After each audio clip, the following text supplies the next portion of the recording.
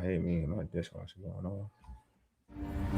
I got problems on problems on problems on problems on problems on problems I solve them. I run through the money, the pressure be calling. Left on my blessings, I feel like I'm falling. The birdie is back. Tell me I'm garbage, I'm going through something, that's why I ain't calling. Phone in progression, it's all that I wanted. The phone in affection, I summon and dub it. Cause I got problems on problems on problems on problems on problems on problems I solve them. I run through the money, the pressure be calling. Left on my blessings, I feel like I'm falling. The birdie is back. Tell me I'm garbage, I'm going through something, that's why I ain't.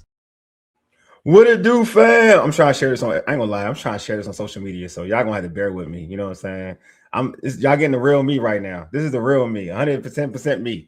But anyway, you're listening to the Urban Sports Scene. I'm Wole, and it's our Commanders special. You know, the Commanders just did their draft, and how am I not going to do a draft assessment show? You know what I'm saying? For the people, I gotta do it for the people. Commanders. A lot of people like the Commanders draft, and we want to talk about it. We want to be positive about it. I'm all about positivity today. All right. For that negative stuff in the chat, y'all put that stuff left. We're gonna be positive today. We're gonna harp on the positives about these Commanders draft picks. That's what we have right now. Before we dive into all that and I introduce our guests, check out our website, which is www.urbansportscene.com. Subscribe to our podcast on Spotify, Apple Podcasts, TuneIn, iHeartRadio, and other podcast platforms. Just search the Urban Sports Scene. Make sure you subscribe to the Urban Sports Scene YouTube channel. If you're in the YouTube chat, we accept super chats. Super chats help us support our show. The super chats will be prioritized over all comments in the chat. Don't forget to tweet us at Urban Sports Scene. Hit us up on IG and TikTok at Urban Sports Scene, and like our Urban Sports Scene Facebook page. You can also join our Urban Sports Scene Facebook group. Just search Urban Sports Scene, sports bloggers, sports podcasters, and sports debates. All right, let's get into our tradition. The pregame. Here's what we have on tap. We got the Urban Sports Scene NFL draft analyst Paul Crampton joining me to break down the Commanders draft picks, which was highlighted by the team taking Sonny Styles, linebacker from Ohio State, number 7 in the draft. But let's not waste any time. Let's get my guy in the building. Hey, what is good, Paul? How you doing, my guy? What's up, Wole? I'm doing fine. What's going on with you? We here, man. We here. First of all, overall, aren't you happy when we're at this point? Draft is done. You got to see this team. You got to see this team draft, you know, some young players. You got to, and now we feel it's like, you know, when you got newbies in the building, you feel good. You feel like, all right, season about to start. There's optimism. You know what I mean? Like, how are you feeling right now before we dive into like the actual picks? How are you feeling about like this overall draft? Oh, I feel great about this overall draft. After I went back, looked at everyone we picked, overall feeling was they got great value at almost all their picks. Majority of their picks, they got great value for the young men. And I think that you know, I gotta give credit to AP. He did a good job of evaluating what's, you know, for both coordinators, did a great job of balancing out, not too much offense, not too much defense. So he did to me, AP did a good job, got great value, especially with the limited picks that the Commanders had this year. I think he did an outstanding job. Yeah, I think so too. I think they had a plan. That's what I like about it. As long as you have a plan and you're going through with that process, you can't be mad at it at all. No. We got comments out here. Did everybody have a chance to breathe? Yeah, we're breathing. Yes, we're breathing. We are breathing. We got Slim. I definitely had a chance to breathe. That Williams pick really pissed me off, but I'm good at the rest of the picks. Pretty like our undrafted free agents, I'm guessing. Yeah. We got here. Difference of opinion. It's okay. We all talking about some picks. We got here. Yeah, we got all right. So hey, Wole, before we start, plug in. Yeah, go ahead. Let me go ahead, plug this in. Shout out to Elite Nutrition Cafe. If you want to eat well, live well, they have a variety of healthy teas, protein shakes, and much, much more. As you can see, I got the gear, got the shirt on here. Love it. Health Nutrition. Okay, love it. They're located at 1344A Crane Highway in Bowie, Maryland. Check them out. So I would appreciate that. That's my place. I used to go to Starbucks. I don't go there no more. I go straight to Elite Nutrition Cafe every day. Wait. So maybe Crane Highway. Where is it? That's near. Oh, that's on 5? Nah, Crane Highway 301. 301. But that's on Bowie. Oh, okay. It's at the end. All right. Wait. It's an intersection. Oh, I know Nah, exactly. like No. say you leaving Bowie Town Center and you Yeah, come yeah, yeah, south, yeah. That's what I'm right saying. where the Exxon station at and the Sunoco station at. Got you. No, I Where the got you. post office is, you make a right turn right there. I got you. And shout out to Candy. She stopped by there one Friday Oh, she did? yeah, Oh, Candy okay. came by there. So yeah.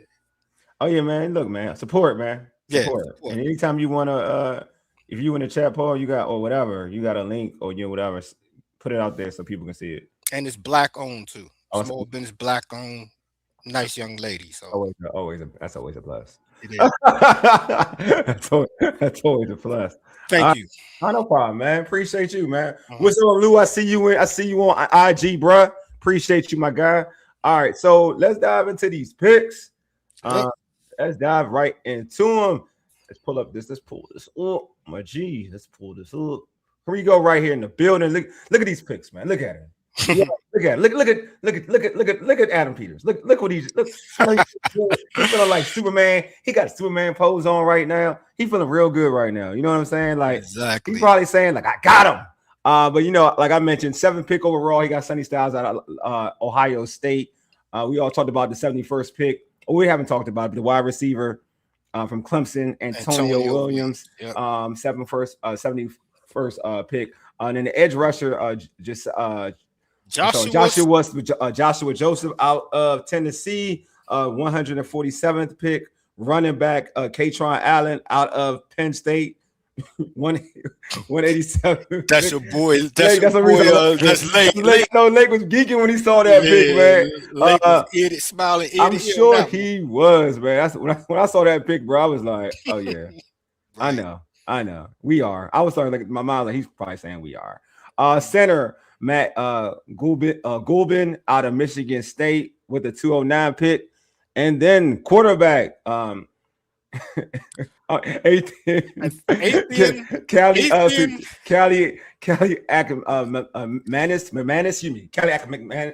McManus, out of Rutgers with the 223rd pick. So to round out, and that was in round 7. So let's start right here. Washington had a lot of opportunities to get, certain players. But they went with Sonny Styles. What made Sonny Styles to you their guy? Oh, because he's a Dan Quinn pick. He made him their guy. And to me, because he's a versatile linebacker. Most importantly, high IQ football player. He wore the green dot. Was started out as a safety, 2 years of safety. Then his last 2 years at Ohio State, he switched to linebacker, excelled at the position. I think he goes sideline to sideline. Great tackler. Like I said before, he diagnoses plays real well. He's getting better at that. Yeah. He also is getting better at pass rushing. Watching this film again, his pass rushing is just strictly athletic right now. He moves blockers out the way with just his speed, his arm length, and his agility. Not pure power, but he uses his speed to get his power up. So when he comes at a blocker, he just moves him, pushes him out the way, goes around him because he's so quick, and he gets to the quarterback real fast. So with that, and that's just the tip of the iceberg for him, because I think his pass rushing ability is going to get a lot better in the pros. But for right now, he's a jack of all trades, as being your star linebacker in this group for the Commanders. Yeah, it's crazy when I see him. I mean, I've seen him play, but when going back and going back and looking at his style of play and whatnot, I just think, like to your point, I think that he's really unfinished. You know what I mean? And I mean that obviously a lot of these kids are young, so a lot of them are unfinished. But when you look at it, like I don't think you've seen if he reaches to his ability. Right. That's a big if. That's an if, like to anything. But if he does, like his ceiling is super high. I get the draft pick because, like, what you saw in Ohio State, in my opinion, was just raw athletic ability. A lot of it. Like, yeah, you're right. He is a smart kid, so he can decipher a play, and he's going downhill. You know what I mean? So that's a good thing. And he has great catch-up speed. I think we've seen it. Like, he had a big play against. Obviously the quarterback in Rutgers, he had a big play on a 4th down play and then his speed. Oh yeah, that game was against Illinois. I remember that exact play. Yeah, was it Illinois Rutgers? It was Illinois. It was Illinois. Sorry. Illinois. So I remember that play. Yeah, going down the sideline and making that tackle right at like 4th and goal, and got that tackle at the 1 yard, and preventing the quarterback to reaching the ball over the goal. So yeah, he is super athletic. He has a lot of potential. So when you look at what he can bring to the table, and I agree with you, Paul. Like, I feel like he's in a situation where he can play multiple positions at linebacker. It's not just a Mike. You don't have to have him a Mike. I mean, if he doesn't take off playing Mike quickly, you can have him outside. You can have him anywhere. Like, he's really he is a jack of all trades. He's a unicorn. Yeah, because he could play Sam, Mike, and weak side linebacker. Yeah, and people always say, like Candy said in this show last week, right as we drafted him, said we are missing a middle linebacker. Well, you can start him on the inside, but he's so versatile. He could play that, like you said, and he could switch to be a pass rusher. Yeah, when that skill, that part of his game gets to the point where he's just unblockable. Also, I think that his coverage skills is not underrated, but that's the part of his game people really don't highlight. Like, he's good in zone coverages, and that's due to his safety background. Mm-hmm. But he reads the quarterback's eyes really well. Once a guy catches the ball, his closing speed, like you said, due to his athletic ability, his closing speed is ridiculous. I mean, he gets there, and he gets there with thunder. He brings the thunder. I saw, a couple of times he gets there. He's not going to tackle you soft. He's going to knock the ball out your hands. He's perfect timing. He's going to hit hard. I have a joke about Sonny. It's like, if you look at his film, when Sonny wore number 6, he looked like a totally different player when he wore 0. Yeah. Not in a bad way, but 6 was just raw, just straight. I'm coming at the quarterback. I'm knocking everybody crazy. Yeah, you can tell. You could tell he was hitting people over the middle. He was just going crazy. Now, when he went, switched to 0, he was a middle linebacker. You can see the IQ start. Yeah. You can see him start to develop a lot more. It's pick his spots when to break through the line, get a tackle for loss, or drop back and cover. He started diagnosing a lot of plays. So teams could not take advantage of his aggressiveness. He started to reel that back in, but still play with the same tenacity he's always been playing with. No, I agree. I think that for me, there is a difference. And I think, from what if you look at the years of him in Ohio State, it was more, he definitely became more of a student of the game last season. But I think there's a lot more though. I don't think he even he's reached the surface of with his ability. I really don't. I just looking at him, even like in playing against the pass, there's a level he can even get to. Exactly. Even him as a middle linebacker, there's another level that he can get to. Like because he has the athletic ability, he has the closing speed, he has the track speed. He does. You could like when he sees ball he tries to go for it. But there is a little like there's more. Like you could see it though, right? You can see it. And now like that's all up on him and like his drive to be great or be a superstar. But it's there. Like I'm not going to deny it. It's definitely there. He has a lot. It's how Durante is going to use him. Yeah. I mean, he's a type where defensive coordinator is like, I can put this guy anywhere. And he'll be successful. He does not have to get off he's already a third down player. He's 3 downs. I agree. Off rip 3 downs. I agree. I just think that also like you don't have to you don't have to say like he can be on the field because he didn't have to be on the field to be the Mike. There's versatility. There's versatility where you could just have him on the field and people could just think he's playing Mike and he's really not. Right. You know what I mean? Like, right. You know what I'm saying? You can do a lot with coverages. You could do a lot with formations because you assume that he the Mike and he's really not the Mike on the play. You know what I mean? Because he does have a lot of athletic ability where you can see him not even playing Mike. Like if to get him there, like to kind of ease him into the process. Now he goes in that thing like gangbusters. You can't deny the man. Right. But like if he goes into it like to make life easy for him. You don't have to just throw him in to be the Mike. Like you can utilize his athletic ability to be a playmaker or a game wrecker just of what God gave him. Exactly. And with his ability, you could also to ease him in slowly. I think like on third downs, I think we leave him in there and let him just just do a dog, like just dog blitz. Just send them right up the middle, or send them, put them on the right tackle side and send them. It gives them so much versatility. Whereas you have your boy on the other side, Owe, yeah, sorry, Yeah. Owe chasing.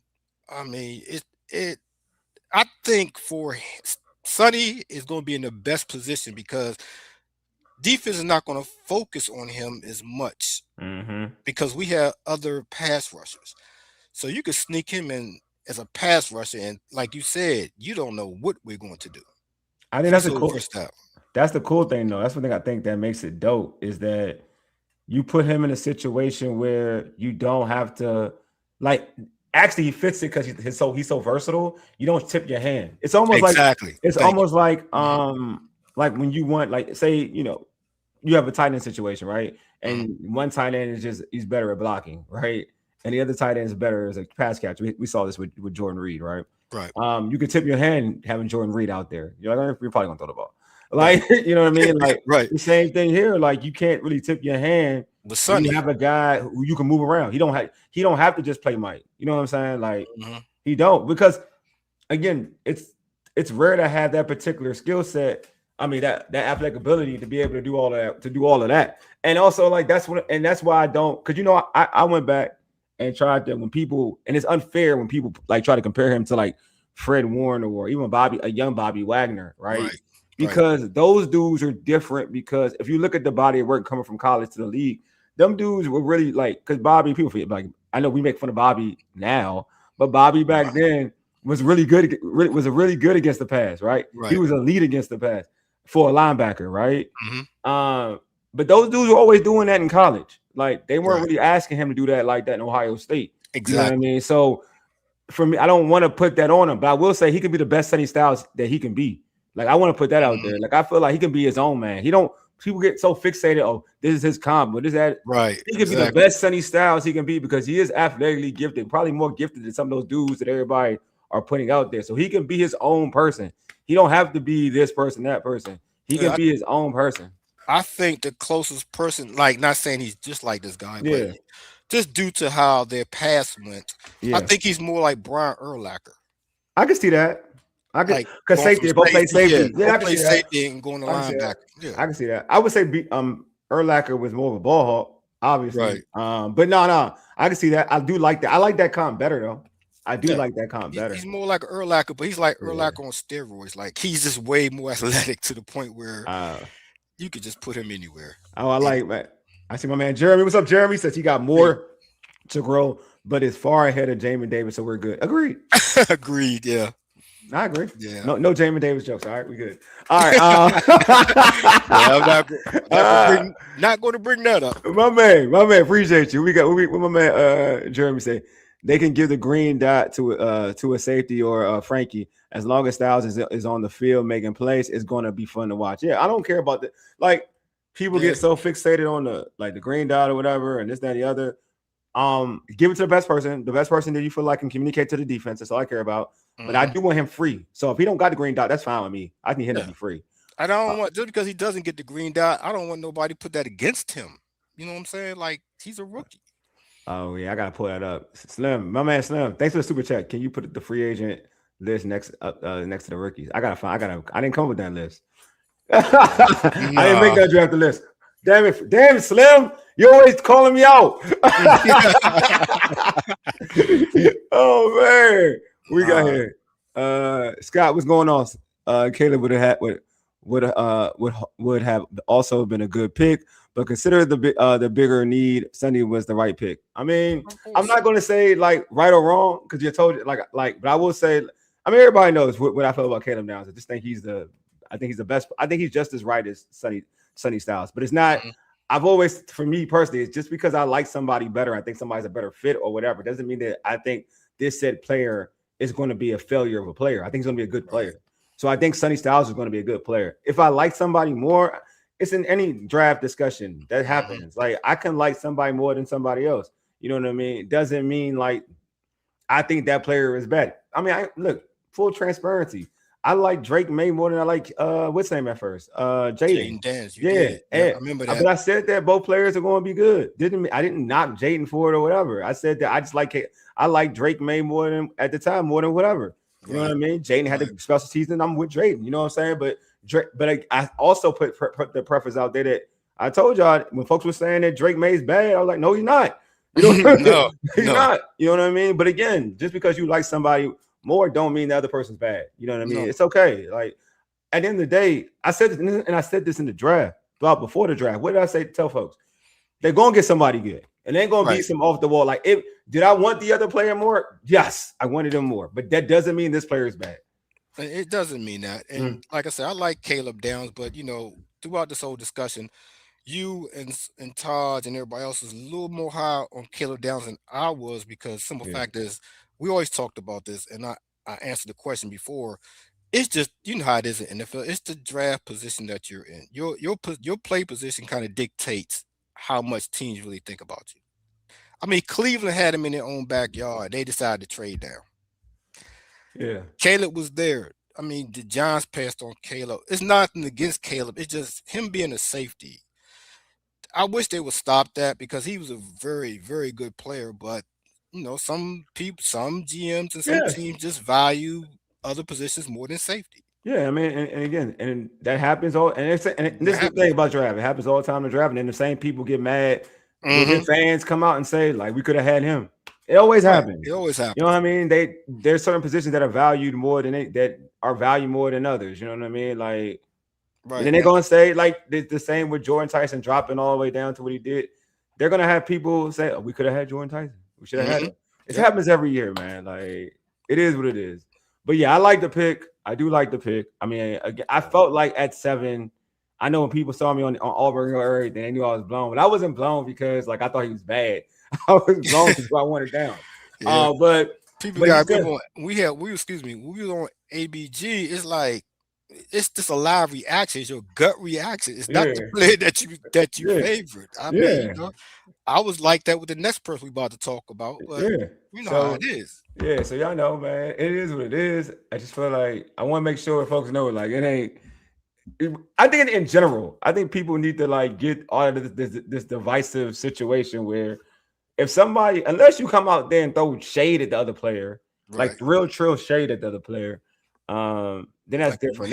But if you, like, just saying somebody better, then it is what it is. It was still mad. Yeah, I am. I was mad at Arizona. Scott, I ain't gonna lie to you, Scott. I am mad at Arizona. That's who I really. I mean, you all know who I really wanted. Yeah, of course I was mad at Arizona. And see, by Arizona doing that, that's why. I'm gonna tell y'all. I'm not mad at Arizona. I'm not mad at Arizona. I'm not mad. I'm not because mad y'all thinking of it, because you thinking of it as a Commanders fan against Arizona. If you was an Arizona fan, an Arizona dude, and you got the best player and arguably the best player in the draft, right? How can you be mad? Yeah, true. But this is more just being a fan. It's about how you build a team. I mean, that's the problem. So that's the thing. All right, then think about this. You got Chris Carter, Jake Reed, right? Right. You Minnesota Vikings. You got the top 2 pick, and Randy Moss is on your table. You telling me you gonna let Randy Moss walk for somebody else? I'm not gonna let Randy Moss walk. That's how they feel about you. That's what they feel about. You felt like this about Love too. Don't act like everybody think Love is special. We can't do it. That's what I'm saying. If you think Love is special, then you gonna pick him. That's how I look at it. Like, if you think said player is the best player in the draft, that's like me saying, let's go basketball. You got the best basketball player in the draft. You gonna let the best, like San Antonio Spurs had Tim Duncan. They had David Robinson. They ain't gonna let the best player walk in the draft. Yeah, that's true. That's what I'm saying. Like, I get why people think that way. I get it. I ain't mad at it. I'm saying, if you got the best player, you had him ranked the best player, right? Yeah, I had him the best player in the whole draft. Period. Then if that's the case, they ain't do nothing wrong. Yeah, that's how I look at it. I give it. This is a good basketball count would be the Spurs had Castle and Fox, and they drafted Dylan Harper. Yes. And look how it's working out for him. Yeah, that's a good one. That's a very good. And I complained about that though. See, you're right though. But see how, look at it now though. You see how it is, because now you see why. Because I was high on Dylan Harper, but I was like, you already got Fox. Why you need Harper? My thing is like, you gonna ruin my man. This was my thought process. We talking basketball now for a hot second. I'm gonna jump on. This is my thought process for that. I was like, y'all gonna ruin my man Dylan Harper. Let him go to a sorry team and get bumped and get like real points so he can rookie of the year. Like y'all gonna put it behind Dylan, behind Fox. I was like, y'all doing my man dirty. But look, to your point, they went with the best player available. Right, like, really. you know what I'm saying? So I ain't mad at. I was mad as a fan. I ain't gonna lie, I was mad as hell as a fan. I was cursing Arizona. I was. But then I was like, I get it. That's why I was like, you got the best player. You feel like he's the best player. You don't pass up on the best player. And so, they got bailed out because they got an offensive lineman later on in the draft. So it worked out for the Cardinals. Yeah, now they good. And then they got and now they're trying to stock up their offense. So when they're gonna need to get a quarterback down the road, but it is what it is. 2027, they're gonna get more out of Oregon. Or Archie, or get Archie. It's gonna be fine. They'll be fine. They'll be fine. Look, man, they can suck. Who cares? All right, let's go to the next pick, man. Antonio Williams out of Clemson. Paul, man, talk about him. All right, Antonio Williams out of Clemson, 6 foot, 187. Let me tell you like this: high level route runner from the kid from Clemson. He is just one of those guys where he knows how to change tempo, pace on his routes. Does a great job of separation, which everybody's heard about the last couple of days. Excellent speed. Most route runners are not really fast, but he has good, exceptional. I mean, he ran a 4.41, and it shows when he plays. Now, I'm not gonna say nothing negative. We talk about all the great positives. He's 4.41, but in the game, he's really not pulling away from people. But that's a fact. You say that. Yeah, but he still gets by people, and he creates separation on technique, not his speed, but his technique. His speed helps him, but purely his technique for route running and separation is elite. He's going to make his money strictly on the middle of the field. So what I did was to see, where AP was thinking with this pick. As I went back and looked at Detroit Lions offense under Ben Johnson a couple of years ago and what they did. So to give everybody a preview how this might look for the Commanders, what Ben did was put St. Brown right by my boy Jamison Williams. And what they did was they ran J-Mo on a post off play action, ran J-Mo on a post, and Brown went in and did a end cut, deep end cut route. It was open every single time because everybody went to the speed guy off the play action fake, thought they were going to go deep, but then you get an end route for 20 yards for St. Brown, and then he did the yak after he caught the ball. Williams is also good at the yak. After he catches the ball, he's good at yak. He is good at yak. He's good at yak. He's shifty, can make people miss in space. So initially, when we all heard the pick live, we were like, oh wow. My mentality was I wanted him to get a big outside receiver to complement Terry. But then that same night I just watched like 4 or 5 times. I watched Antonio Williams, then did a little more research and figured how Ben Johnson used St. Brown and how that may influence Blau. So I figured it out after that. I was like, this is a good pick. Excellent choice for the Commanders at 71. Yeah, it's a solid pick. I like that, he had his best year, a couple years ago, 900 yards. He's a guy that has, I was impressed with, like his yards after the catch. I did like his movement after the catch. He does have a burst, like you said, Paul. It just doesn't like he gets caught. But you can see the speed. He looks fast on. He looks fast. Right. He looks fast. Can catch contested catches. Good footwork. Good route runner. It's all this stuff that's been said. So I'm not gonna be redundant. Right. Also, he's a good punt returner. I saw that too. So that was the thing too that I saw. He punt return most of the more. I think as a freshman. I want to say. Yeah, to get on the field, special teams was his niche at the time. So but hey, let you know that he's good with the ball in his hands. Like he, you know what I mean. So I do like the pick. I don't like. This is what I will say though. Again, just the same thing I said about Sonny. I think people just because they see slot receiver, right? They're like, oh, he can be St. Brown, right? No, they're different. Because again, St. Brown, I would like to see. I want a lot of people, not you, Paul. I'm talking about. I hear them from on social media. I would like people to see St. Brown like in USC as like when he was there, like, and then like really know what he was doing at SC before people say you're this, because I like when people break people down how they were in college, right? And see how productive they were in college. Like that's an indicator, like, okay, that person's more like that player, right? So I'm just saying people gotta be careful with the comps. Just because it's a Ben Johnson like offense, right? We don't even know what the offense is for real. Like that's a whole different thing too. Yep.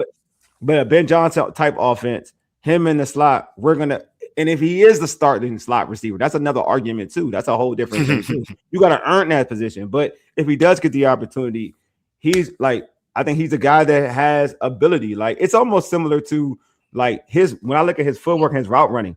I'm talking about rookie, like Jahan Dotson, his rookie year.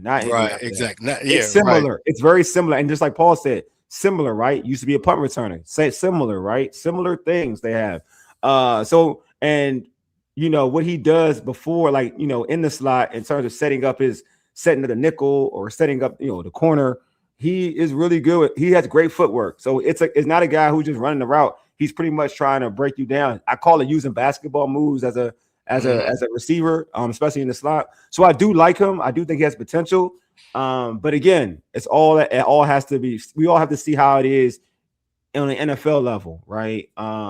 There are things about his game that in Clemson where, you know, he wasn't the number one receiver over there in Clemson, but he still was a very productive wide receiver, and he does have ability. Like, you know, it is what it is. Like if you looked at what he did after I guess that would be his junior year. Was that his junior? Yeah, junior year. But junior. Go ahead, Paul. There's a caveat. Clemson was terrible last year, so everybody numbers. If you look at like Woods, the defensive tackle numbers went down. Well, I'm talking about the pass catchers because the old boy that I'm talking about, his numbers are still, it's still high. Still consistent. Yeah, it's consistent. Like his numbers, like the quarterback is the quarterback, but his quarterback, I don't even want to talk. His quarterback wasn't horrible because he got drafted too. Yeah, he did. I saw that too. He did. Yeah, he got drafted, but he's not. When you look at film on him, it's like when we talk about the quarterback we drafted, it's a whole different beast. Right. I totally agree with you, but like. Right. Do look better than him. I can say that. Do look better than him. Do look better than the quarterback we drafted. Do arm is lively. But but I do think that like even that showing his work, some of the corners he got to go against, obviously playing at Clemson. And this is important, you know, he's probably played against Terrell in practice, so he's probably got some good bump. So I like the pick. I think it's a solid pick. Again, just because I'm gonna say this again. There's other players I wanted. I like Paul. Paul's done the show with me, and he's broke down players. I like Trey Lance's brother more than I like Bryce Lance. I like him more than Williams, but doesn't mean that it doesn't mean I think Williams is bad. I want people to understand, like, just because I don't think you doesn't mean I think you're bad. But there is competition, you know, and there is competition in the receiving room, and then everybody got to be prepared. And I do want something you added too, like I want to know what his value is going to be, and we're going to talk about that later. But we talked about you know, this being like that type of offense that we saw, you know, with Ben Johnson and whatever in Detroit. But we said that we think Terry going to be the one moving all the way around. Well, so if he's moving all the way around, how you going to have, you know what I mean? Like they're going to work him differently. I mean, okay, Williams is going to move, but I just looked at that one set to see what kind of idea how to use how they use Brown in the slot and how Williams could be used similar. So, like I said, this is not like, I think Blau's offense is not going to have where we know Terry's going to be on the right side every single snap. All receivers are not going to be in the same place every single time. Facts. I like it. But for Williams to be a very productive NFL player, he's going to kill in the middle of the field. So I would think slot. You can use him on the outside, no problem. But you put him on the slot, then he's gonna eat linebackers and safeties up. He's made some outside. He did some work outside too. Everybody's projecting him to be outside, but inside in the slot already. I mean, people have already not. He's gonna be a slot receiver. We already know that's what they drafted him for. But people have pumped their brakes on the comparisons. That's all I'm scared about. Like the comparisons are like like when we keep throwing these names out there, St. Brown is a different animal. He's totally different animal. That's a different animal. Like that's elite. That's elite at the highest level. You saying poor man? Go for it. I guess. No, but I got a better comp. Who's the kid from Buffalo? Their slot receiver. Khalid. Shakur.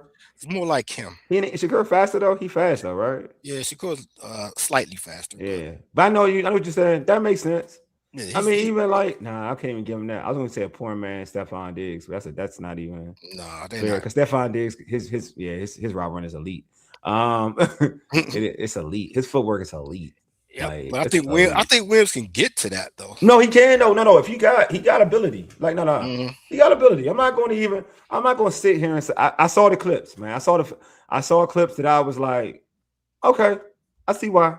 Yeah, I see. That's how it was. I was like, after watching it 4 or 5 times, I was like, yeah, I see what they were going for now. Yeah, I see different. I understand. Yeah. And he brings to this receiving group something that they don't have. Yeah. Outside of Terry, they don't have an elite route runner. Yeah, agree. They don't. So it's not on contract. Yeah, no. Yeah, you're right. Yeah, you're right. Not on contract. They don't. You're right. So it's like I understand. Oh, you're thoroughly right. No. They don't. He's going to start, but that's okay. Yeah. You know what? You're right about that. They don't actually have an elite route runner on their offense. Yeah, I went down the list. They don't got a route runner. Like, they don't. The only one they could have is the guy that they're rumored to get. Yeah. Wole, here's my thing is I'm not talking about nobody that's not on this team. Yeah. If Williams doesn't pan out at 71, no harm or no foul. Yeah, I kind of feel like, I mean, there's going to be harm because if he don't pan out, people going to look back at who drafted after him. You're right, but I think who they could have gotten, yes. But I do think I kind of know what Jeremy talking about though. Like with the way they picked up their receivers and stuff, like what we talked about, moving like Terry in the slot, right? And whoever we have on the outside, like moving him around, like getting mismatches. You know what I mean? Like you don't gotta have like 4 or 5 stud receivers. Like truth be told, like Detroit got like 2. Exactly. In tight end. 2 in the tight end. You know what I'm saying? Like, and they got some awesome running backs, right? That's how they kind of made it work. So if you move folks around, like how they do Armand, right? They move him around. They give him in the mismatch. They give him in the slot. Like you do that with Terry. Give him a mismatch. Get those first downs. Get him in the slot. Then you got your speedsters, like Diami's your speedster, whoever, Jalen, like whoever your speedsters are, right? Like granted, you want more talent, but still, you know what I mean. But then you got your tough guy in Treylon Burks. Treylon Burks, yeah. Honestly, this pick more is a reflection on what they think about Burks. And they got different because they didn't get a bigger receiver, right? They didn't get a bigger receiver. I like how you think. I like how you think. That's a good point. Very good point. That's a very good point, Paul. I thought about that and I was like, it's not much more of like everybody want another big receiver. Well, we have one, and we saw one did a great spectacular touchdown catch against Denver, and did a couple of through the flashes that we seen him some tough catches over the middle. So I'm like, you know what? They feel high on Treylon Burks. So I'm like, okay. We got George says you are going to have to move Terry around because the opposing coordinators won't respect the other receivers unless they show something. I honestly, Terry needs to be moved around, George. Like all your favorite receivers, all of them get moved around. It ain't about have to be moved around. You have to, like, if you're not moving your number one receiver around, you're not doing a good job as a coordinator. I'm being real with you. Yeah, and that's like Justin Jefferson gets moved around. Like CeeDee Lamb gets moved around. Look how many miscellaneous receivers Dallas has. You know what I'm saying? Like for real. Other than Pickens, obviously Pickens. Before Pickens came there, right? Even before Pickens came there, how CeeDee Lamb was being moved around so he can make sure he get the mismatches. We've seen it. We Commanders fans, Rays and Commander fans. Look how many times they picked on our sorry bums. Like that's what I'm saying. Like I just thought, like the way your coordinator goes and isolates and mismatch is also what plays a part. It's not that we have to because they don't respect it. You're gonna move them around, so it makes it hard. Jackson Smith and Jigba. They move him everywhere because of that. You think they just line him up against the number one corner? Hell no. They'll get him isolated on somebody else easily. Now, if I'm Blau, I'm gonna put Williams in the backfield like Seattle did. Your boy Smith. You just talked about. Mm-hmm. Put him in the backfield. Let him go. But Choice, that won't be choice route be against a him though. linebacker. The point that won't be him though. It's gonna probably be 17. Yeah, That's what okay. I'm saying. Either Like they're or. but I'm saying that's what they're gonna do. My point is they're gonna. They're gonna That's put, well, you know what? Let me take that back because I ain't talking to definites. right. That's what he made it look like they were going to do. Mm-hmm. Right? He said we're gonna. He said we're gonna move him around. Right. Basically, he was like, we're going to at least 17. Yeah, he did say that. Yeah.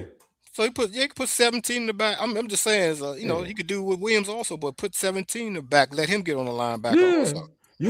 But it's gonna be whoever you hire. You know what I'm saying? Like he gonna do some stuff. I mean, I feel like whatever you do is isolate the mismatch, man. Regardless who it is, man. Exactly. You know what I'm saying? Whoever it is. Slim said he won't beat Lane or Burks or the guy from LSU. The undrafted free agent. He's beating the undrafted free agent, bro. So we're not doing that.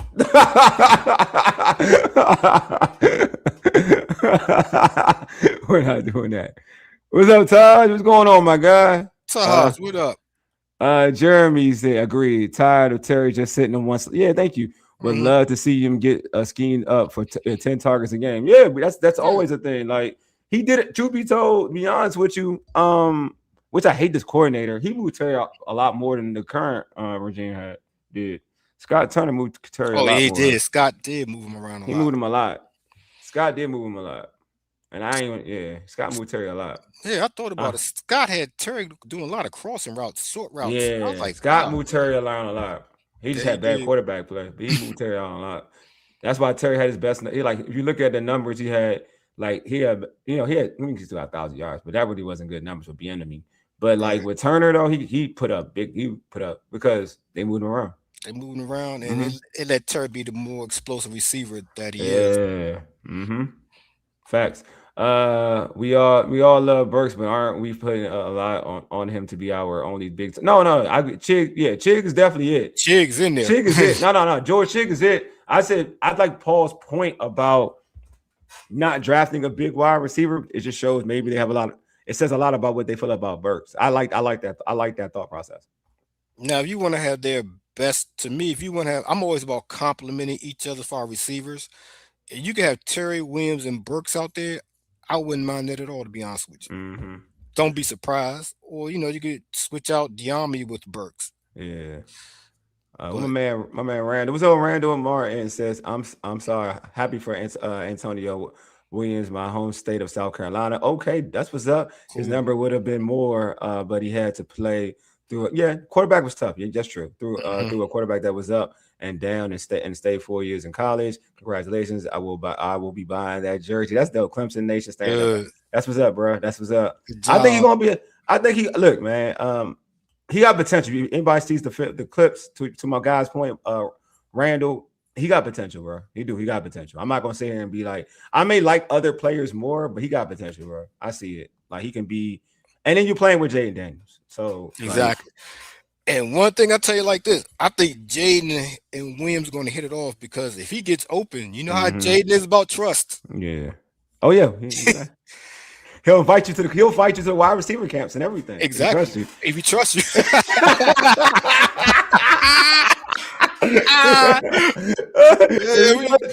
He'll invite you. Yeah, he'll invite you if you trust you. Yeah, boy, I tell you, one wild receiver wasn't out there though, but I'm not saying no names. No names though. No names though. Jay ain't gotta like you to go ahead and throw the football around. He gotta like you. Gotta like it. All right, man. The next pick. Let's go with from Tennessee, man. Joshua Joseph, edge rusher. My man. Whew. This is my favorite pick out of all. Really? Okay. No what? I said I'm being positive throughout everything. So go ahead, dog. Let me tell you. I remember when they made this pick, I was like, oh my gosh. First of all, this is when I was telling about earlier how AP got value. He was projected in some scouting reports and other information places. He was a mid-second round pick.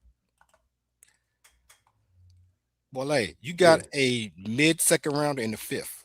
I mean, they always say that. Folks be saying that, but it's okay. Yeah, you know what? It's the talent. It's the talent. The talent is there. The talent pops out. Though. No, real talk. It pops out though. First thing you realize about Joshua is long arms. Big long arms. His wingspan's 82 inches. He excellent first step. Burst. All edges. He got a great burst. His long arms keep offensive linemen from putting their hands on him. So he's actually punching you while he's rushing you at the same time. The offensive lineman can't even get a grip on him because his arms are so long and his wingspan. So that eliminates that problem out the way already.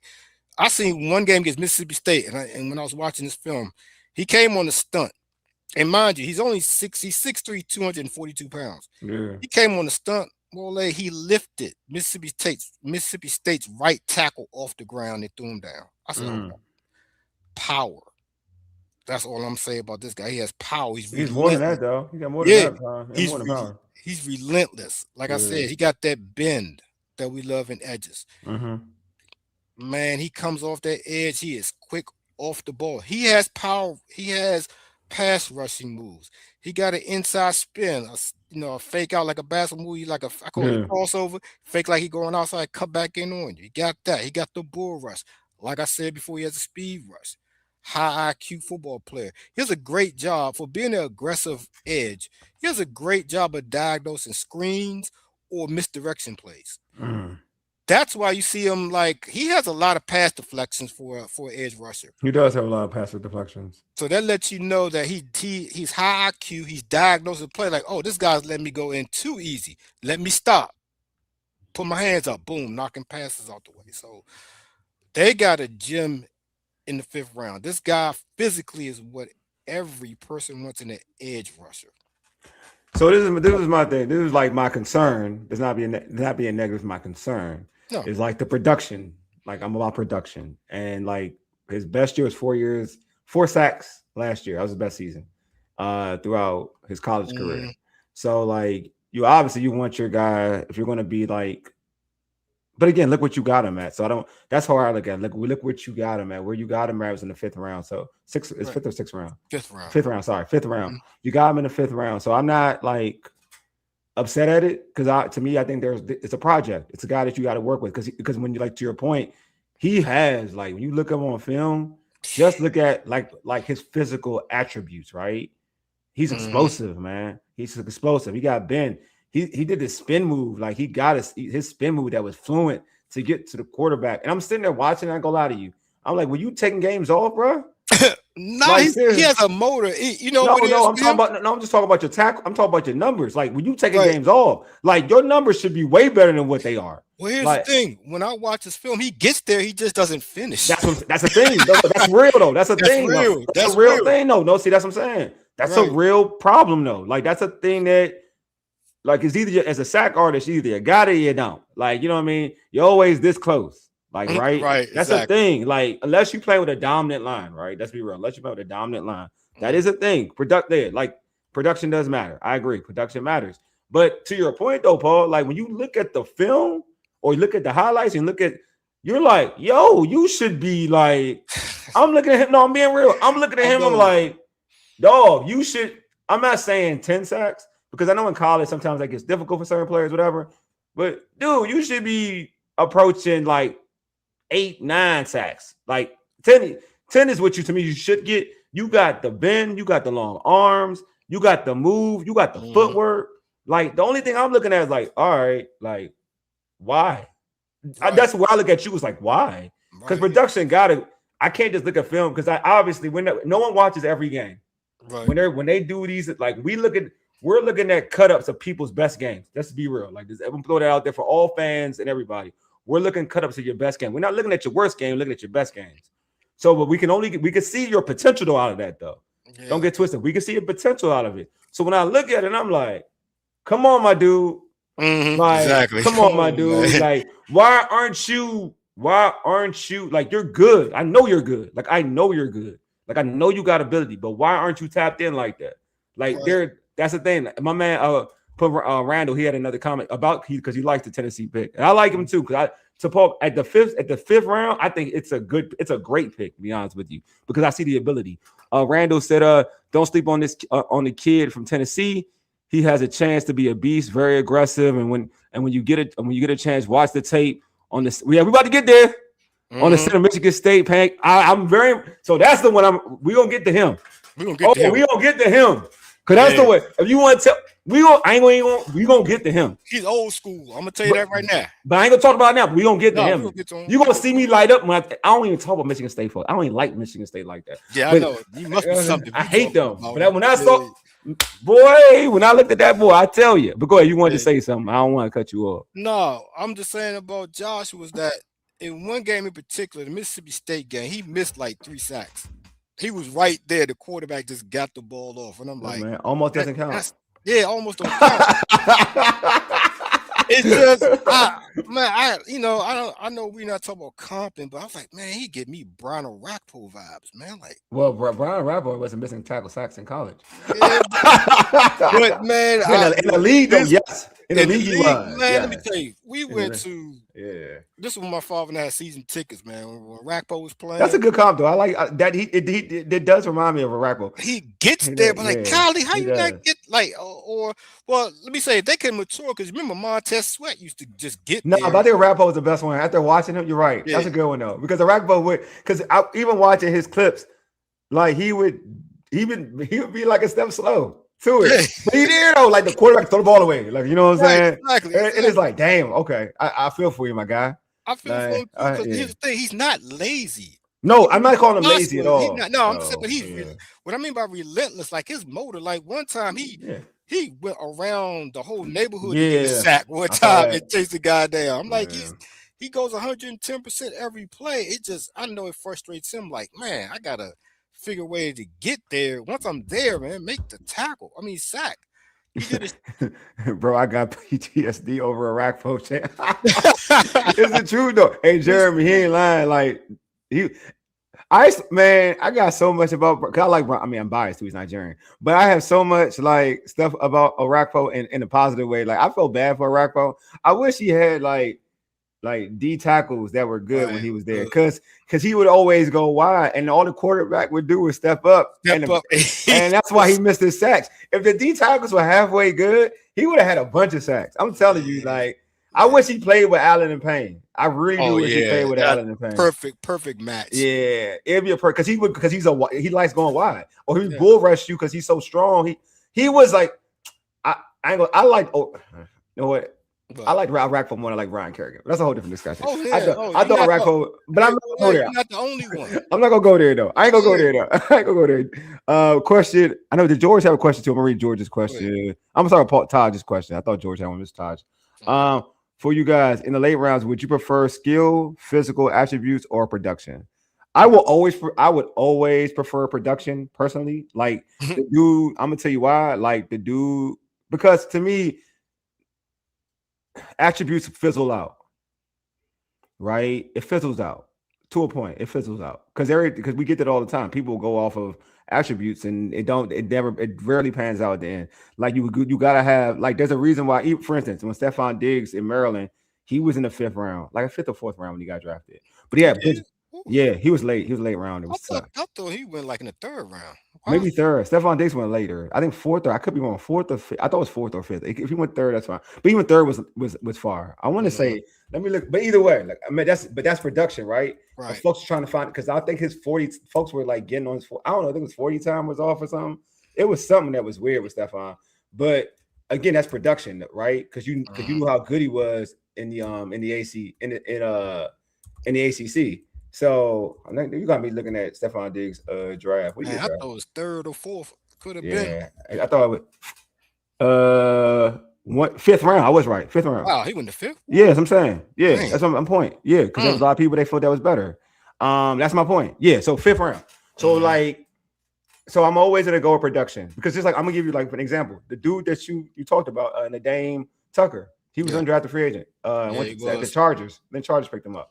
So, but yeah, thank you. Yeah, see, like, so I'm gonna always, and look how good, and they hit Buffalo. Was it Buffalo who dropped? No, Vikings. The Vikings hit. by getting them right. They hit. You know what I'm saying? So to me, I'm always gonna go production over attributes because attributes don't last. But if you've been productive, that means there's a skill. That's different. That's a skill. Like you can last. You just need the opportunity. A lot of the dudes in the late round are productive. That when they get the opportunity, they're successful. They just gotta get the opportunity. You're gonna get about, so when you're a top end. If you say you're the best player in, like Marcus Colston was vicious at Hofstra. Vicious, right? He was. I think he was the last pick overall in the draft for the Saints. Got the opportunity to see what happened. You know what I mean? Like the wide receiver. Yeah, he was Bishop McNamara. Yeah. Okay, Colston. Yeah, he was local. Yeah, with Mac. Marcus was for real. Yeah. Who played for the Saints? Yeah, I didn't know he was local. That was up. See, that's what I'm saying. Productive. That's what I'm saying. My man Slim, what's up, baby? You said the defensive line rotation is going to be vicious. It should. I agree. It should be real vicious, bro. I agree with that one. I agree with that. But yeah, that's my thing. Like, but yeah, I'm so to Todd's. Yeah, always gonna be production. What about you, Paul? I go with a combination of both. Okay. First of all, he talked about for lower round picks. Yeah, lower round picks. Yeah. Yeah, production is number one for that. Okay. If you're highly productive, that's like I compare it to like college basketball. Like if you're a productive kid in college basketball 4 years, I got you talking about. That's you see what I'm saying? Yeah. You're going to go in the second round. You were productive. You average 20 and 10. You're a senior. Chances are you're going to the second round. Yeah. Yeah, you're going second round. Production is more the same thing with NFL. I think more productive kids, senior like, or they're productive way out the ceiling a little bit more than that. Their traits, athletic ability. Yeah, they have a chance of making a roster. And like you said, I agree with you 100%. They have skill. It's just they don't have the traits. The traits that they want to lead good. Of course. They don't have the traits that they want. The physical traits. Physical traits. But sometimes you might luck up and catch on a guy who has both. Yeah, typically the guys who have both are in the first round. Yeah, exactly. But no, I would say circumstances for those guys. Like, let's take an example for Bill. Bill had the physical traits. He's in smart. He's projected to be a third round, fourth round back. Yeah, it's a school. You're right. It's a school. Yeah, it's the school. That too. It's a little bit more. You can have physical traits, production, but also where you play ball at. You play ball. Yeah, exactly. Yeah, because you know what I mean. Like there's like you go to like if you look at Shaq, Shaq Thompson, who went to South Carolina State, who played for Shaquille. God, what am I having a moment? Who played for the Colts, but who retired early? Oh, I know the guy, linebacker. What's that went guy? To the Eagles too, Shaquille. Oh my God, why am I having like a moment right now? I'm acting real stupid. Look it up. Somebody in the chat, find out real quick. No, I can. It's easy. You got it. It's not grip. Shaq Leonard. Shaq Leonard. Yeah, I'm acting real slow. Shaq Leonard was a second round pick, but if you looked at his the skill set, the ability, he should have been a first rounder easily. Right. So it's just depending on where you're at. But yeah, here we go. I'm so glad love did not fall to us. If you look back and see how bad our defense really was last year, you would to be seriously to go young and change the culture. This was some ugly football.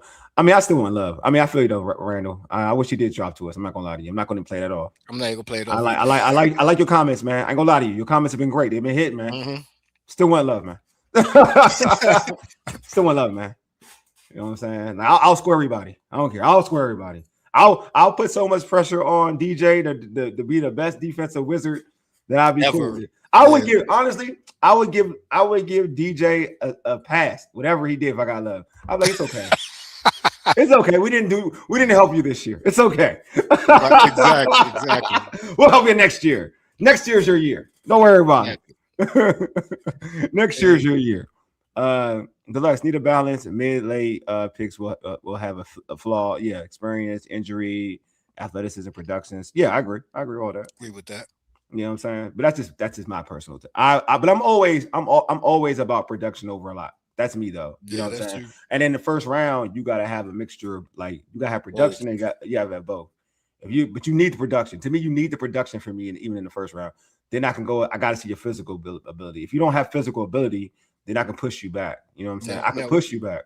Right. What really frustrates me is a player who has all the physical traits, but you like, why is your production so low? It's That's like, what the Tennessee do. I mean, that's the Tennessee do for me. I'm not gonna lie to you. I'm like, but he not, I mean, he's in the 5th round.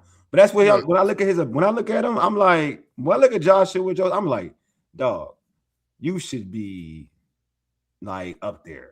9.5, 8 to 9.5 sacks. Yeah, you shouldn't be like 4 shouldn't be your career high. Right. Exactly. And you know what? To your point, that's why he probably dropped to the 5th. Yeah, I'm serious. I'm telling you, no one that everybody they look at the film and say, yeah, he got, but that production does matter to all scouts because when you look at it, everybody like as fans, I'm gonna keep saying it as fans, as people who when we go into this draft process, we're looking at whatever we see like when our team drafts said player, we look at highlights. That's all we look at. That's all we can look at unless we follow the said team. Unless we watch that team and we could say, yeah, people may see something. They may see like 30, they may see 10 minutes of highlights, right? But you see every game as a fan, so you know what that player can do. Like as a fan, you know what that player can do. Even as a Michigan fan, like I watch Ohio State, but I watch Ohio State like maybe not all the time. I watch like 3 times, maybe 3-4 times. You know what I'm saying? On Big Saturday. On Big Saturday. You know what I'm saying? Saturday, yeah. I watch them and then I'll see, all right, whatever. But that's not me seeing the whole body of work, though. Nah. You know what I'm saying? Like a Notre Dame fan will let you know how good the whole roster is. Like when like a Slim like Fields, they'll let you know everything about Fields. They'll let you know everything about Love. They'll let you know everything about the backup running back. They'll let you know. So they'll let you know about whoever, everything. So whatever I trust whatever that said fan says over anything. Like personally. And that's why I come to you about Michigan players every time. I forgot who I asked you about. You're like, nah, he ain't good, man. I'm gonna tell you the truth. You told me the truth. I'm gonna tell you the truth, bro. Like it's the thing. Like I go to my brother about my brother loves USC. Been to the campus, didn't even go to that school. He loves that school, and like. When I want to know about players, so let me know. I say, take your bias away. Is he good? Like, he be like, yeah, he good. Like, he was saying he was real about saying Darnold. He was like, yeah, saying Darnold that good for real. But, like, I'm rooting for a USC fan. But I'm saying, like, that's how legit real he is, right? So when I come to him about Lemon, he'd be like, nah, Lemon like that. I said, for real? He said, yeah, he like that. He's told me about the secondary receiver. Everybody. He was telling me about Lane Quick. He was like, yeah, man, Lane like that. He said Lane fast. He's like, Lane is the dude that like he just fast and he get open. And he was like, he's the one. And he was like, USC just messed him up because they took, and it's according to him, they just got all the top receivers in the draft class on their team. Exactly. On 1 year. And one had to transfer on 1 year, and it messed everything up for certain players in terms of production. But yeah, definitely. I will gravitate. If I want to know about a Florida State player, I'm gonna go to a fan. And I'm gonna ask that fan. I'm gonna say, what is this dude the truth? Like, because you watch more games probably than said person, whatever. Like when Rory comes out here and says, yo, you gotta catch my guy, do blah blah blah. I'm gonna pay attention to Rory when he says it, because he's seen that dude play. When Rory talk about just like you talk about Bryce Lance. Rory got Bryce Lance. Yeah, Bryce Lance. That's Scott's boy. Scott was like, he in my backyard. Yeah, Scott too. Both of them. Like, so I'm gonna listen to that. Like, I'm gonna listen to that. One more thing about Joshua. Go ahead, bro. He's good at the run. He's actually very good for an edge. Yeah. He's very good against the run. I give him that. He's very good against the run. But here's a caveat about him real quick. You know, he sacked JD. I saw it. Honestly, everybody got something about JD. Like, some of these players have like some linkage to JD. I'm like, come on, man. Came around the corner and got as a freshman. I know, as a freshman, like that was like his 1 sack last that year. Yeah, but it was a good one. It was a good one. It was a good rep. It was a good rep. It's a good rep. You know what I'm saying? Like, got him. He blew by that guy. Whoever. I ain't criticizing him. Wait. Y'all criticize him and plays in a better conference than I ain't criticizing him. I didn't criticize him. I said production. I ain't criticizing. I said he's a good pick. When you watch him, you're like, could have had 3 sacks instead of that's all I'm saying. Game. It's just, that's all I'm saying. Like, I'm saying, like, the 5th round is a good spot for him. That's what I'm saying. His pressure rate is very high, but his sacks don't match his pressure. Yeah, his pressure is, you know what I'm saying? That's what I'm saying. It's good. Like, what I'm saying is like, y'all don't get it. Like, what I'm saying is actually a compliment. But it's actually saying that, dude, you can be better.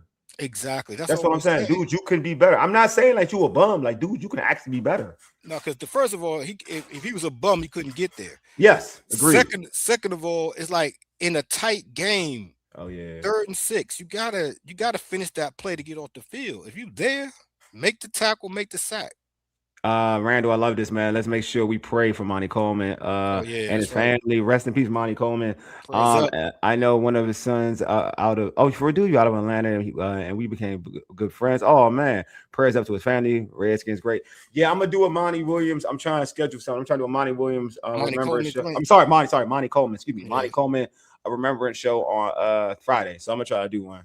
You gonna have a guest on there, Donna on there? Yeah, I'm trying to have Donna on there because she covered Monty. She covered Monty. Yep. Yeah, so I'm gonna try to get her. I was texting her right now, so I'm trying to schedule a good time that works out for her, so we can talk about Monty Coleman. 51. Yeah, 51 was actually one of our. You know, like for a while, it was like he was the linebacker for the Redskins.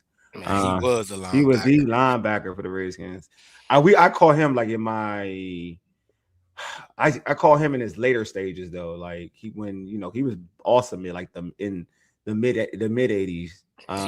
He was a cover. Actually, he's more. You know what? Monty's game, cover.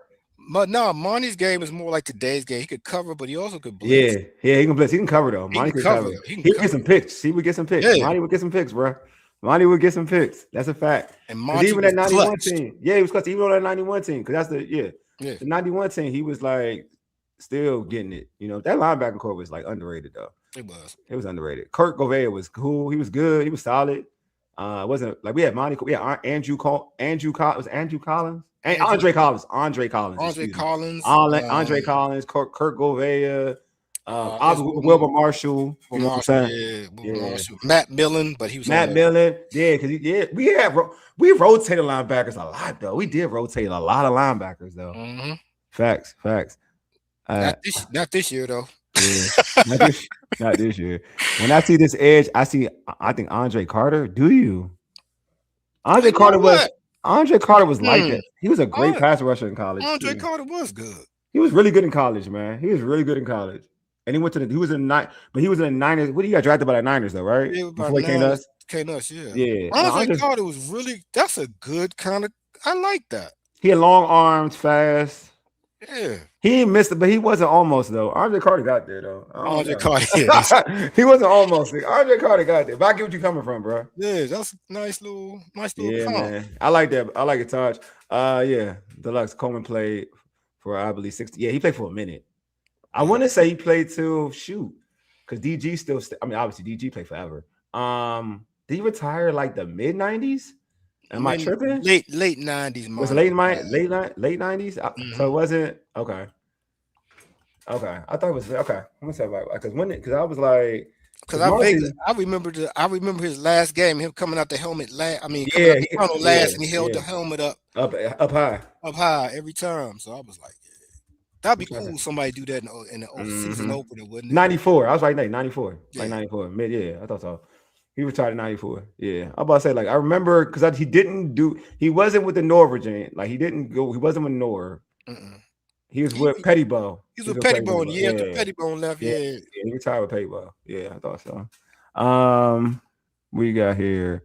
The NFL is a results-driven league. Sacks are king. Pressure are, I know. It's the truth, though. This is the truth. It's a true statement, though. Because every time I take up for some people who get pressure, they be like, nah. I'll be like, you're right. You got to be sacked. You got to get there. You got to get there. You got to. We got George says, Coleman was always underrated because of how much attention. Yep, the Hogs, Dale Green, and Manly. Also, truth be told, and even Wilbur Marshall got here, he was kind of like, you know, people weren't talking about him as much too when Wilbur was here. Wilbur came here from Chicago. Yeah, right. Anything. All right, let's go to the next pick. Next pick, man. Kaytron Allen. Kaytron Allen out of Penn State. Penn State. We're late. We are late. You got another one, your boys, Lake. Yeah, you got one for you, Lake. All right, hey, tell us about Kaytron Allen, man. Pure power back, and is he's the definition of a power back. Got good lateral quickness, great cut back ability. He actually, when he hits the hole, he sees it, he's gone. He'll be very good in any type of zone scheme. He's very versatile in any type of run scheme you may have. Power back. He's going to make his living. Goal line, short yardage, and I call him a chain mover because he'll get you 5 to 6 yards each and every time he gets the ball. I mean, but he is powerful. Lower legs are powerful. Good leg drive for a back.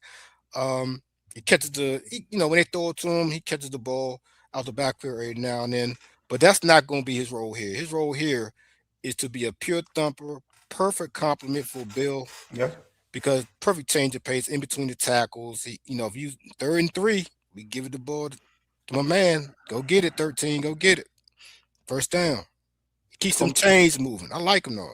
I was surprised he got a good burst through the hole. Oh, he does. He got speed. Yeah. He ain't slow.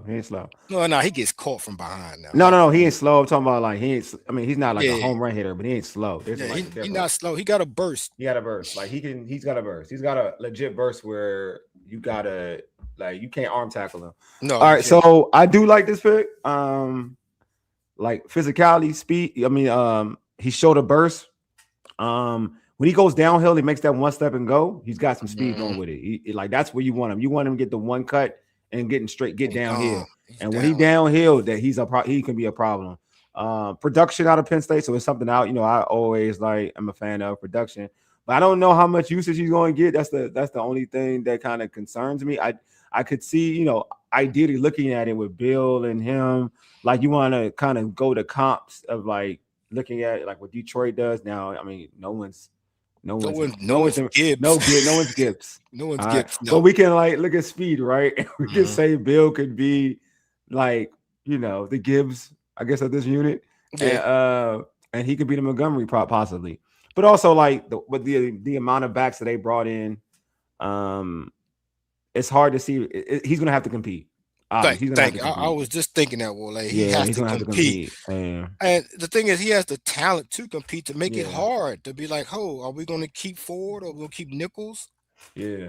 Would you just put him and stash him in the practice squad? You know what I mean? You can stash him. You can stash him? Yeah, you can stash him. You can stash him. Round pick. Yeah, you can stash him, man. Nobody's going to get him. So it's all about how because again, running backs are undervalued. So it depends on what he does at camp. What he does in camp, what he does in preseason. But can he make the team? Absolutely. He can make the team. Yeah, absolutely. Can he get a real role? Absolutely. Bill got a role. Bill got a high role as a 7 pick. So it's already shown you. This team has shown you that, especially for running back, don't matter where you're drafted, you got an opportunity. But it's up to him though. He's got to compete but they brought the running back room is they got a bunch of dudes now. So you got White's physical. White can get you some tough yards too. Yeah. You know what I'm saying? So it's not like he can come in and just say, all right, I'm better than this dude. I'm better than that person. No, you have to work for this. He won't have to work for it, But I like the pick though, because again, when you're going, you're going to get some good defenses in the Big Ten. You're going against Michigan. You're going against Ohio State. You got some really thumping defenses out there. And I always say, we're talking about wide receivers and whatnot. Speed, you can't. Don't look at the Big Ten. But you look at if a running back is getting good yards in the Big Ten, you earn it because Iowa got good defense. You got some good defenses in the Big Ten that play in the tackles in them trenches that are really about that life in the trenches. So, and he plays with a physicality that you know what I mean. So I think that translates in the NFL. I think and again, production doesn't matter. So when you're looking for those tough yards.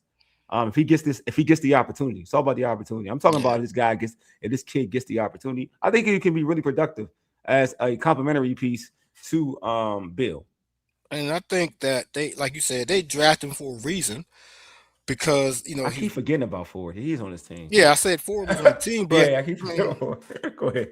I'm if the kid, one thing I could say about this regime, they will let you compete. They don't care what draft pick you are. They will let you compete if you show anything. Like Bill showed. Well, Bill was different because Bill was more of a home run hitter. last year, but they let him compete. It was they let him compete. competition. Yeah, He earned that. And not just getting a yeah, home run, he earned that. He he earned earned that. that. But he was more like, and I think Kaytron has a chance. To me, he has to compete. Yeah. But if you want to if you want your roster to be younger, I think a 1-2 punch of him and Bill. But I what like the symmetry I can see with those two. Because they complement each other so well. but you can't always be just because you. I mean, not because you're just young. Because I mean, I think what's the name? What's how old is Rashad White? He like what 20? Rashad White's my third down back. That's Yeah, but he's a physical. He's a physical yeah, back. yeah. Yeah, I mean, is he? Yeah, I guess he would be a third down back because there's no third down back other than him, right? Right. There's no. Other than who? He replaced Austin Eckler role, but we don't. Who else? Oh, so Jeremy McNichols. Who are the backs again? McNichols and Foreman, Ford. Nichols, White, and Bill. Ford. I mean, I'm gonna lie. I ain't gonna lie to you. McNichols. Everybody knows I used to like have a big hate. No one's a hate. That's wrong. A big disdain for McNichols. But now last year he proved me. He won me over last year. The way he played tough last year. I'm always about somebody plays tough. So I know they brought him back for a particular reason. But again, yeah, they all about competition. It's all about competition. Like you got to win. Mm-hmm. You know what I'm saying? You got to win your comp. That's what I'm saying. But I do like him. I do like Allen's work though, and I like what I saw on film though. There's something about like running a physical style does translate in the NFL. Mm-hmm. It does translate. Like that's one thing I will say that does translate because tackling isn't the best in the NFL. It's not the best. Not because they can't practice tackling. Yeah, and you got a guy who's physical. That does translate. So I do like it though. And what he does is he wears out the defense, and then you can put Bill back in. I mean, it's just so much things you can do. Go ahead. Jeremy says, "Is Allen good in the passing game, receiving and pass pro?" Don't know about pass pro. Nah, he has to work on that. That's a work in progress, yes, but they're not going to use him for that. Yeah, he shouldn't be there on third down. That's gonna be a Rashad White anywhere. When he's in the game, it's gonna be a tail. He's gonna be running the football. Yeah. You know when he's in the game, 3rd and 3, we're going to run the football, folks. Yeah, he makes the team by playing special teams. McNichols plays special teams. Yeah, McNichols does play special teams. Yes, he does. That's true. He does play. He does play teams. But all right. He doesn't do kickoffs anymore, thank God. Yeah, that's right. Thank you. Thanks for reminding me, Paul. You just threw that back out there, like what the reason why I hated him so much. All right, next. Next. Oh man, this is the one I like. Oh, Matt. Oh yeah, let's get started. Gulbin, Michigan State. Matt, please talk about my guy Matt. Talk about my guy Matt. Man, Matt is an old school offensive lineman. Bruh, let me tell you, first of all, he started out at Wake Forest, 3 years at Wake Forest. He played left guard and right guard at Wake. Graduated from Wake. He transferred to Michigan State as a grad transfer. Mm-hmm. First year as a center. Let me tell you about this kid. He's mean, nasty, point blank, powerful leg drive. When he gets his hands on you and drives a block, he puts him to the ground. Literally puts him to the ground. Great at pass pro. Terrific run blocker. I mean, I was looking at his film and clips when he played guard. I mean, they ran behind him. When he was at left guard, they ran behind him when he was a sophomore.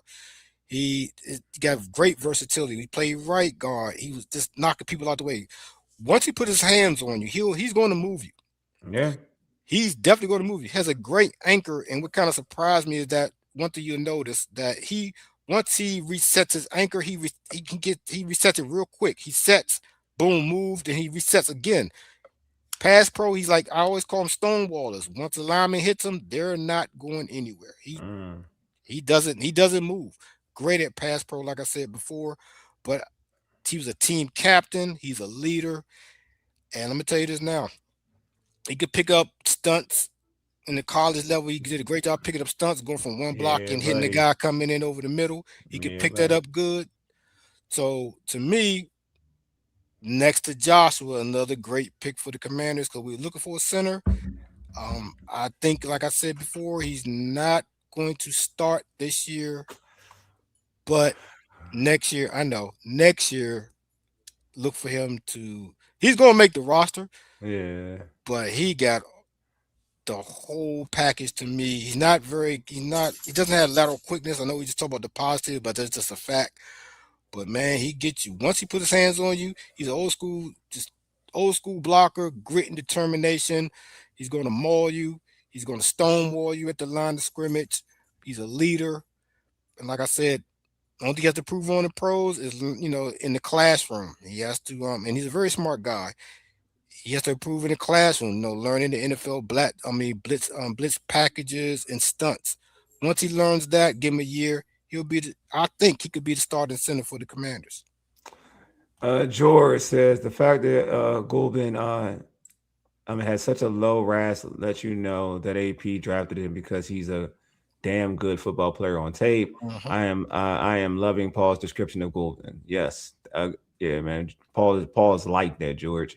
Thank you, George. Appreciate you. Randall Martin said the center baby is nasty. He seems like he wants his team to run the football. You gotta love this. I love it. Oh, you mean AP? I'm sorry, I got you. AP's like one team to run football. I got you. I got the type off. You good? What we got here? Oh yeah, he's more Bostic than Corey Raymer. I like that one. Jeremy, I like that. What we got here? Love this pick. Patting myself on the back with this pick. Great value for the pick and fits a need. My only concern is him reading defenses and calling out protections. He's young. He's not, like Paul said, he may not even. There's a good chance he's not starting this year. George says not sure. You should rule him out starting. I'm with George on this one too. A few weeks, Alex Center will have everyone looking for an alternate. All right, so let me tell you about what I think about him. Because he's the one that I fell in love with when I watched this film. I won't even lie to you.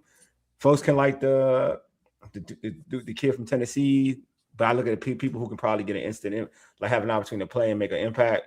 You can like the wide receiver from Clemson. I like him because I see it. Like what everything you said was like perfect. Like how his blitz pickups was amazing to me. Like I was watching it. Like exactly. They are amazing to me. Like I'm watching them like, oh shoot. Like wow. And then it's like one thing I wrote down, I jotted to myself, like, and I always use this slang, but this is real for him. This man wants the smoke. Like he wants the action. Like he want to be where the action's at. Like he's got a nasty mentality. Like he's an intelligent football player. I watch it. He's an intelligent football player. Like he knows how to pass. He knows how to pass the person over. Like he's not just staying on his man. If he sees a rusher coming free, he's hopping out. He's hopping out to the next one. He is a smart football player. This dude is like that. I like him a lot. Yes, obviously we have to see how it pans out in preseason training camp to see if it like shows itself when you're playing at a different level. But I think some of the traits and attributes he does have, he can make it work.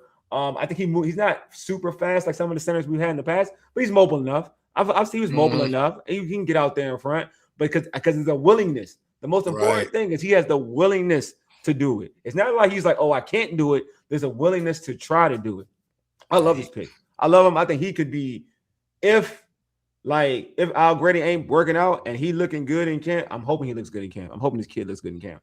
I can definitely see him starting because he's just or getting the opportunity if Al Grady doesn't pan out. Because I do think he has potential. He definitely start. If he doesn't start this year, which he probably won't happen. I'm gonna be real. Probably won't happen. Definitely, like you said, Paul. His second year, he can be competing for a starting job. Because I think I just look at the classroom work he might have to do. I mean, because he only played 1 year center. Let's be honest. Which guard the center. It ain't bad. No, it ain't bad. But let me. If he gets on the field, I would rather, for just the sake of having JD standing upright, I'd rather put him at guard. He could play left or right guard. They talking about moving Brandon. There was rumors of Brandon Coleman playing center. So I think you're better off. Like that's what I'm saying. This kid's played center a whole year playing center in college. Like I'm saying, he got an opportunity. But go ahead, though. I think Al Grady's gonna start anyway. I don't know what he gonna play the whole year anyway. But I'm just saying, No, his role right now to me probably be a backup guard. I mean, he could play all. He'll be backup center. He's gonna be the backup center. He could play all three interior. You know, Yeah, they you got guards already. But you got a bunch of guards. Yeah. You got a bunch of guards. He's gonna be the backup center. If he does make the put it this way, if he makes the team, he's a backup center. Okay, got you. Yeah, That's understood. Yeah, because he can't. They got too many guards to really worry about. They got too many guards. He's a backup center. You know what I'm saying? But yeah, but I know what you're saying though. But I get your point though. Go ahead. Yeah. Go ahead. No, it's the point. I mean, he could play all three, left guard, center, right guard. I mean, that's a luxury to have. Yes. But center for him to make his mark on this team, he's going to have to play center. Yeah, he is because you got and but to your point though, like, I mean, the good thing about it is people go down. You know, this team gets injured like crazy, like because of flexibility. You say you do need to have him at guard. He can play guard. Right. He can play, and he's a good depth piece right now. Yes. Now, like you said, if Alec Grady, doesn't pan out. Let's get George's flowers. George is the one to put that in the chat. Yeah. Like if he doesn't pan out, then like, okay, well, hey kid, go in there, see what you can do. Yeah, and, but he like you said, he's smart enough to pick it up. Man, he's smart, bro. I watched that when I was watching it. He's smart, man. Hey, no, I'm gonna be honest with you. I'm like you. When I saw it, I was like this. I don't really get excited about centers. Me either. I don't. Boy, I jumped. I was like, hold up. I kept rewinding it 3 or 4 times. Like, hold up. Hey, this Paul, dude's crazy. I'm like, oh my God, we got him. I ain't gonna lie to you. I don't get excited about centers. Are like the most boring thing in the world to me. I ain't gonna lie to watch. Like usually I don't, but I was like, I gotta do this show. Let me watch. So I looked at it. I was like, I said, whoa. I said, we got him in. We got him in. I had to look at like, what round did we get him again? 6th round. I was like, are folks better than this dude? I was like, literally, that's how I thought. I was like, here's my thing. Imagine him if he'd have played center like for 2 years. That's a good point, though. I think yes, that's a good point. That's a very good point. If he'd have been a center for 2 years, he'd have been. Well, he wouldn't have been a 6th round pick to me. He wouldn't have been 6th round. He wouldn't have been 6th round pick. Not for what I just saw. Not what I was watching. Exactly. I was watching multiple stuff, and I was like, he was doing the same thing. Like, let me tell you, Wole, you said you watch it, you can understand what I'm about to say. Yeah, he moves people out the way, bro. But he's smart. Like I literally watched the dude. Like I was like, oh, he left his man, and because dude was coming full speed, right down the middle, and he pushed his man. I'm telling you, physicality. He pushed his man, the one his initial block, got him out the way, jumped the other guy on the other one, jumped back to get the other dude. I was like, yo, you know something. You leveling up. He knocked the other guy out. Yes, bro. I said, you leveling. I was like, you leveling. Like, okay. I said, okay. I'm like, I'm watching you preseason. He's one of these dudes where he don't stop blocking you till the whistle blow. You see when he pancaked the guy on the ground? I seen it. Jeremy said, I believe it was rated number 2 center last season by PFF. Yeah, his pass protection grade is crazy. I could tell that the pass protection is on point. No, that's what's on point. His pass protection is on point. Yeah. It's on point. It's legit. It's legit. Like it is wild, bro. It just, you don't go ahead. I'm reading this one. Like George said, the fact that he converted while in college and had a year, Gulbin, is a lot further ahead than all these people they talk about converting to center. And putting Coleman at center might ruin that kid. I agree. I don't know. I don't like to talk about Coleman playing center, to be honest with you. I get it. I understand it. But I'm like, here's another thing. Remember, in the offensive line, I don't know everybody, but who's the nasty person on the offensive line right now? Who's on ours? Yeah. Oh, that's easy. That's Cosme. Cosme's nasty. Cosme nasty. Well, he's nasty. Cosme's the most nastiest person on there. Yeah, Cosme's like dirty nasty. Yeah. Well, this kid's the same thing. Okay. No, he is. Like, it's a good fit. Like, yeah. It's a good. He would play well with. I think he would play well with Cosme because the way he catches things, I think he can make life easy for a guard. Right. That I will say. Pass pro. I think he make life easy for a guard. I do think so. I think he's that smart. You know what I mean? He's that smart. All right, we're gonna go with the last player, Paul. I'm gonna let you talk about the last player of the draft. The quarterback records. Go ahead. I thought they were gonna get a kicker. They did. They signed one. They signed from Iowa, the best kicker, like in the Big 12, Big 10, I believe. And this quarterback got a records. His name I don't know. Caliac Menace. Caliac McMinnis. Yeah, McMinnis or whatever. Quarterback from Rutgers. Spent his first 2 years at Minnesota. Then he transferred to Rutgers. 6'4", 205. He's a pure backup. He's definitely backup. He's a backup. He's deceiving. We talked about this, but he's kind of deceiving. Whereas his arm strength, he has a quick release. His arm strength, you're like, wow, he got a cannon from short to intermediate. But man, when he decides to throw it deep, look at that, right? Look at George. I know. Look, I ain't gonna lie. You know what? I ain't gonna do that to you, Paul. I ain't gonna lie to y'all, man. I told I wanted everything positive, but this is one I ain't gonna be positive about. This is the one. Yeah, bro. Let me just say this last. Go ahead, bro.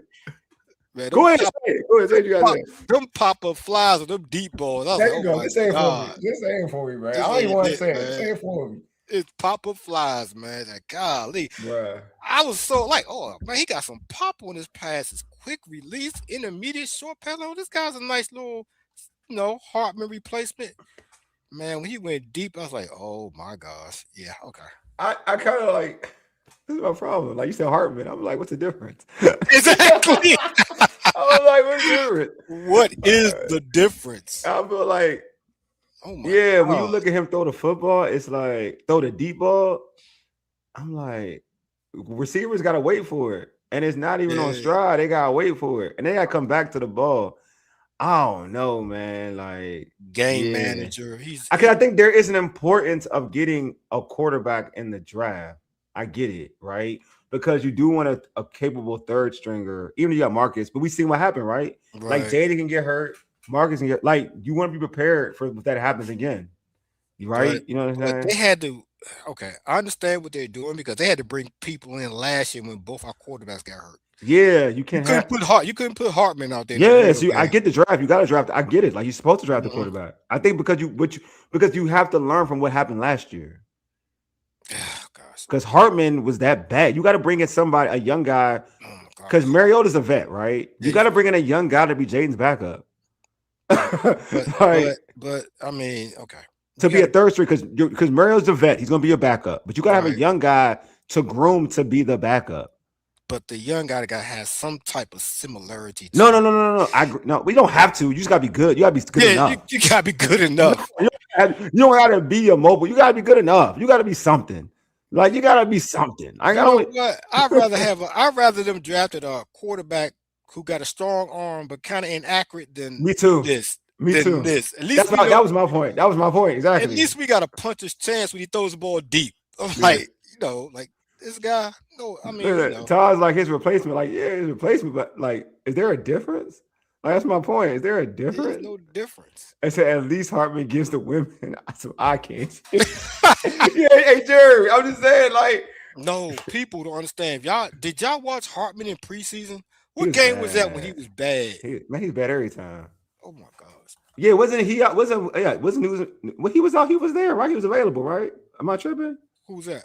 LSU quarterback. Wasn't he available? Yeah, they picked him over the LSU quarterback. He was available. That's what I'm saying, dog. Obviously, I'm gonna tell y'all gonna hear. This is my belief, right? And I could be wrong, but I think I'm right. I told Paul this before we went live. Mm-hmm. Kind of think, man. He thinks this is his Brock Purdy pick, dog. Right. He think this dude, Ethan is his Brock Purdy pick. Right. Just saying. No, LSU quarterback went 2 picks or 3 before. Before the end. Before the end. Oh, he did. Okay. I'm telling you, he thinks this is his Brock Purdy pick, man. Hartman was better his first preseason than his second. Yeah, his first preseason he was better. Not his game, his first preseason, like his first as a rookie. As a rookie, yeah. I just want to know what the big question is: what did Jeff Driscoll do to not make this team? I know I'm off point, but Jeff Driscoll they just liked Hartman. You know why? Why I be acting? See, y'all be want to answer. Y'all don't want the tough questions to be answered, do you? Do you want the tough questions to be answered? You asking why? You want to be answered? Why. You know why? Why? You serious? You don't know why Hartman is over Driscoll? Okay. You don't know why? Nah, I really don't. I'm being you do know, like Jayden and Hartman are super tight. Oh, okay. Well, hey, we had that discussion. We had that type of discussion offline. Yeah, you do know you do know they're super tight. That's like one of his best. That's one of his best. Yeah, friends on the team. Oh boy, well, They're super tight. He might not be this year. Yeah. So they had enough of Hartman though. No, they weren't. They don't trust Hartman. But like, if you were talking about why he's on the team, but coming into the season, like they are. Yeah, he was though. Purdy was pretty. Yeah, I know. Hey, believe me. I'm just saying that he. I'm just throwing it out there. Yeah, Purdy was productive in college. That's the truth. I mean, his arm wasn't great. Yeah, I know. Dudes, even Minnesota, he's trash. I know. The dudes claim to fame is flaming out in Minnesota. I know. Yeah. I know. Believe me, I try to like. I was after going through and I was breaking down all these players, but like just looking at the film so I can be like familiar with everybody. And I got to him, I was like, yeah, I can't fake the positivity. I was gonna let Paul do it. I was like, you know what? I can't do that. I can't do that to the fan base. Because the thing is, in my notes, you told me, be positive. I did. I was like, I had like 2 lines. I was like, this is the quickest segment. I can't. And that's why I had to go and jump in and say, I can't make you do something that you can't. Like, that's not possible. Like, anybody can be positive. Like you, if you watch it and like, that's an insult to your football knowledge for me to like make you positive for this. I mean, he doesn't need to be. Yeah, he doesn't need a breakdown. He really doesn't. Like, I can pretty much see. Slim me right. You kind of see it. Like, I believe his nickname is Special K. Is Special K his nickname? And I ain't gonna say nothing because I had something to say about that. I'm not going to do that. You know what I'm saying? It's like I am going to keep it semi-positive. Well, like we've been saying, wait for week 1. I'm gonna wait for preseason to see what this guy does. Him, yeah. I mean, I know what he's gonna throw. I ain't doing undrafted. I'll talk about undrafted stuff later, man. I ain't doing undrafted talk. That's too much work. I want to talk about the draft pick. I'm a slip. Did you see the thumbnail, Slim? Draft picks, not undrafted. Hey, Slim, let me tell you, doing this, Slim. I'm messing with you though. I'm messing with you, my guy. I'm messing with you. You my guy. I'm messing with you, Slim. But go ahead, Bob. What I learned from Wole and doing this for the last couple of years is that no matter how good an undrafted person is, it's gonna be hard for them to make the squad. It is though. They gotta be. Come on, man. Cause we had a battle. Now this is our first time me and Wole got together. We had a battle between Cam Sims and who was the other receiver. Remember? Oh, Cam Sims and who else? Was Jahan? No, it wasn't Jahan. No, it was Dotson. Dotson. Yeah. That's because his name was over. He was over. Dotson. Gruden was not like that. Yeah, but truth be told, once they said that Terry is going to be the number 1, that's when I knew like it was. I mean, I fought it, but I was like, oh damn, you making a rookie number 1 over Dotson? That's dirty. All right, I got you. I was on the Cam Sims bandwagon. That's the first time. But he made the team. It wasn't like but it's like, but it's rare for undrafted player to like really, especially when you gotta look at but also you gotta look at who you. All right, I'll give you an example. Who the dude from Look at Tinsley. Look how they screwed Tinsley. Tinsley went to Penn State, went to Cincinnati. Yeah. He was good in preseason. He used to fry. Couldn't make the squad. Why? Because he's undrafted free. Because they did him dirty because he's undrafted. Yep. Tinsley was like that. In the preseason games, he was like that. And he came back and fried us too. Yeah. But see my point? And this regime didn't bring him back. This regime didn't bring him back. This one did. They ain't bring him back. But the other regime, he made the team with the other regime. He made the team. He just didn't get no playing time. Right. This regime didn't even bring him back. They cut him. And I would make the argument and look, and think about this. They cut him, and like you said, he fried us. But they cut him. He fries in the preseason game, right? Correct? Yeah, he fried. He was killing the preseason game. He had some good regular season games too. I was like, think about it. Like Luke McCaffrey made the team over him. Yeah, I remember that. And we all know. So when you talk about undrafted players, just know that there still is roster politics. So to make the team, you gotta, as an undrafted player, you gotta really be lights out. Yeah, I mean every rep gotta be lights. Yes, unless, and this is the most important thing, unless they have already, because I'm gonna be unless they have a plan for you already. Like they have a plan for you. That's how, like my boy Lee, they had a plan for him when in Cleveland. They had a plan for him. They knew he was gonna make the team. But unless you have a plan, like a plan for somebody, like then That's what it is. I could see some of these guys already, these undrafted guys. I could see them being practice squad. Yeah, but that's the plan though. It's to build depth. It's to build depth, Mhm. and then eventually, just like my linebacker safety, fast number 40, the one you like a lot.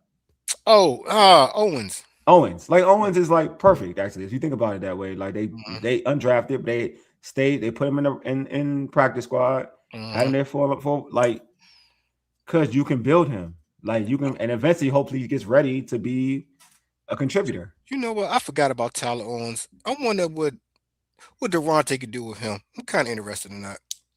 I'm sorry, dog. It's a full safety room. It is full. It is full. Everybody throw these other names at me, talking about Nick Cross, Will Harris. Y'all be talking about Quan Martin. Y'all talking about all these players. I'm like, I was trying to get my man Downs. Y'all kept throwing them names at me. Like, them dudes can stop my man can stop us from getting Downs. I was like, oh, y'all got it. Y'all really like these safeties like that. I got you. We'll see. We'll definitely see. We'll see. So, but, I guess Durante's defense, he don't care who back in the back, in the secondary. Durante do care about safeties. I think he care about the corners. He don't care about. I know. Yeah, corners he don't care about. Safeties they do. I mean, you gotta think about it. He had a top, regardless of his age. He had a top safety. And what's his face? Boy. Yeah, I forgot his name right now. He about to retire or whatever. But he's had it. Like I don't know why I'm forgetting his name. He's like one of my favorite safeties in the league too. I thought he was gonna come here, but nah. I was hoping I was hoping he was gonna come here. I was hoping to, because he still plays at a high level too. Shoot, I think he had a pick. I think he had a pick against us. He probably did that game. You know what? Everybody on their defense made the Pro Bowl after that game, man. You know what? I'm going back. I'm reflecting what Candy said. That's what what's his name lost his job, Cliff, after that game. Yeah, Cliff was out the door after that game. I'm not gonna quote her now. I know she said you could tell the difference. Like after that, Cliff got shut out. I mean, they sucked regardless. It don't matter. Yeah, it don't matter. Right. They stuck around me. I ain't gonna say like. I guess she. Yeah, they was some trash. I mean, I got a question for you, Wole. Ask away, my guy. Who out of all these picks? I'm being a host role right now. No, it's cool. Look, man, we shoot the breeze on the show like the barbershop. Who on this draft pick will make no particular order, but who will have, first of all, who's going to make the roster and who will have the most impact? Who do you think going to start? All the, like other than let's go. Take out Sonny Styles. That's easy. Yeah, take out Sonny Styles. All right. Let's go. Let's start with Williams all the way to the center. To the center. Who's going to have the most impact? Yeah. It'll be Williams. Okay. Yeah, it'll be Williams. I'm trying to because he'll get the most opportunities. The center has to get the opportunity. Yeah, I'm talking about Harrison Smith. That's what I was thinking of. I had to look that up. It was bothering me. Yeah, I would definitely say, it'll be Williams. I don't think it's the edge rusher because I think low key it could be, but low key it could be the running back. Low key, I think it could be the running back. Because running backs are like the way you use running backs.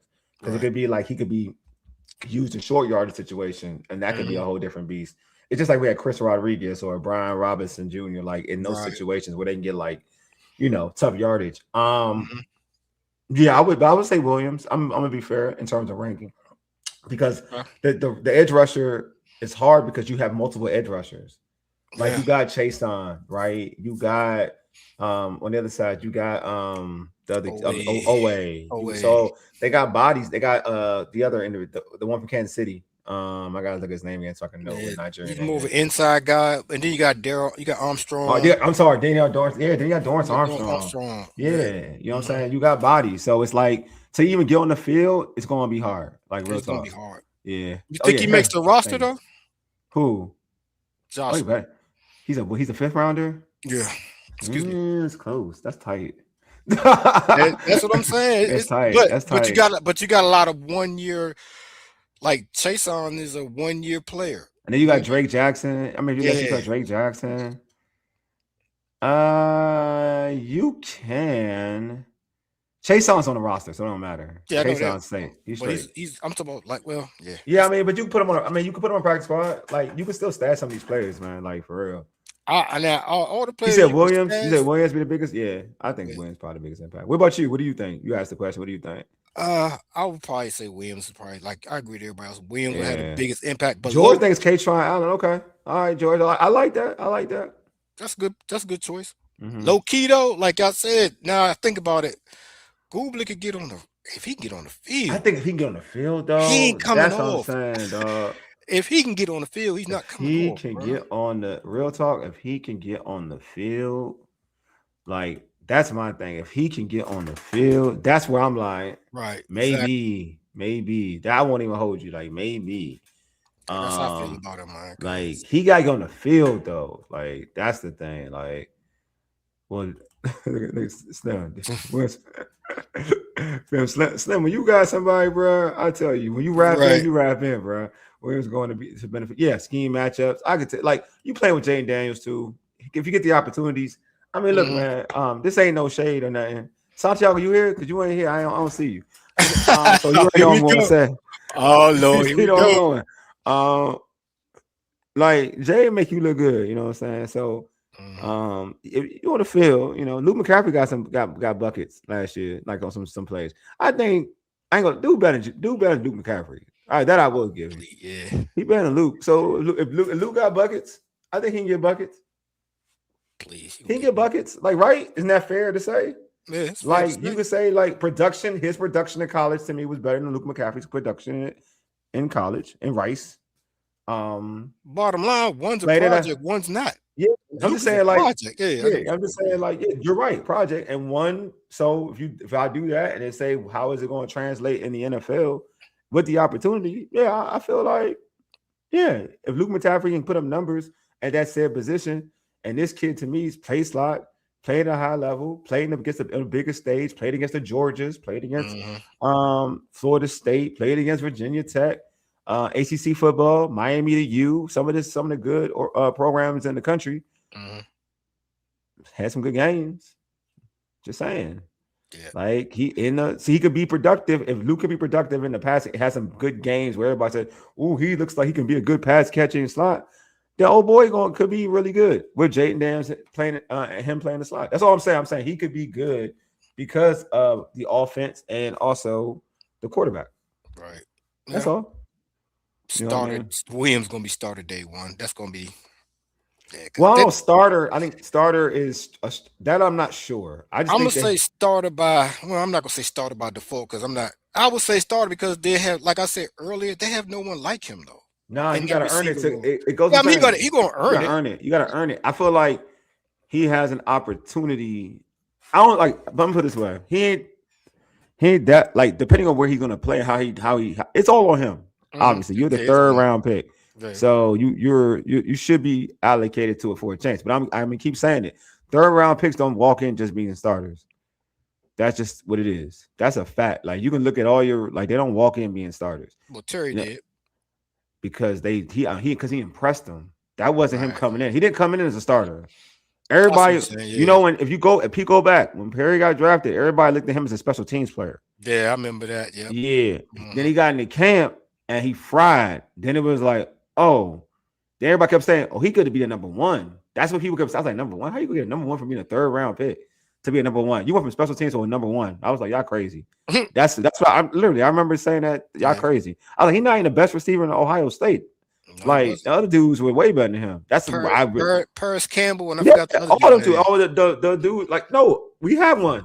Old boy who was here. Noah Brown. No, not Noah. Went to Buffalo.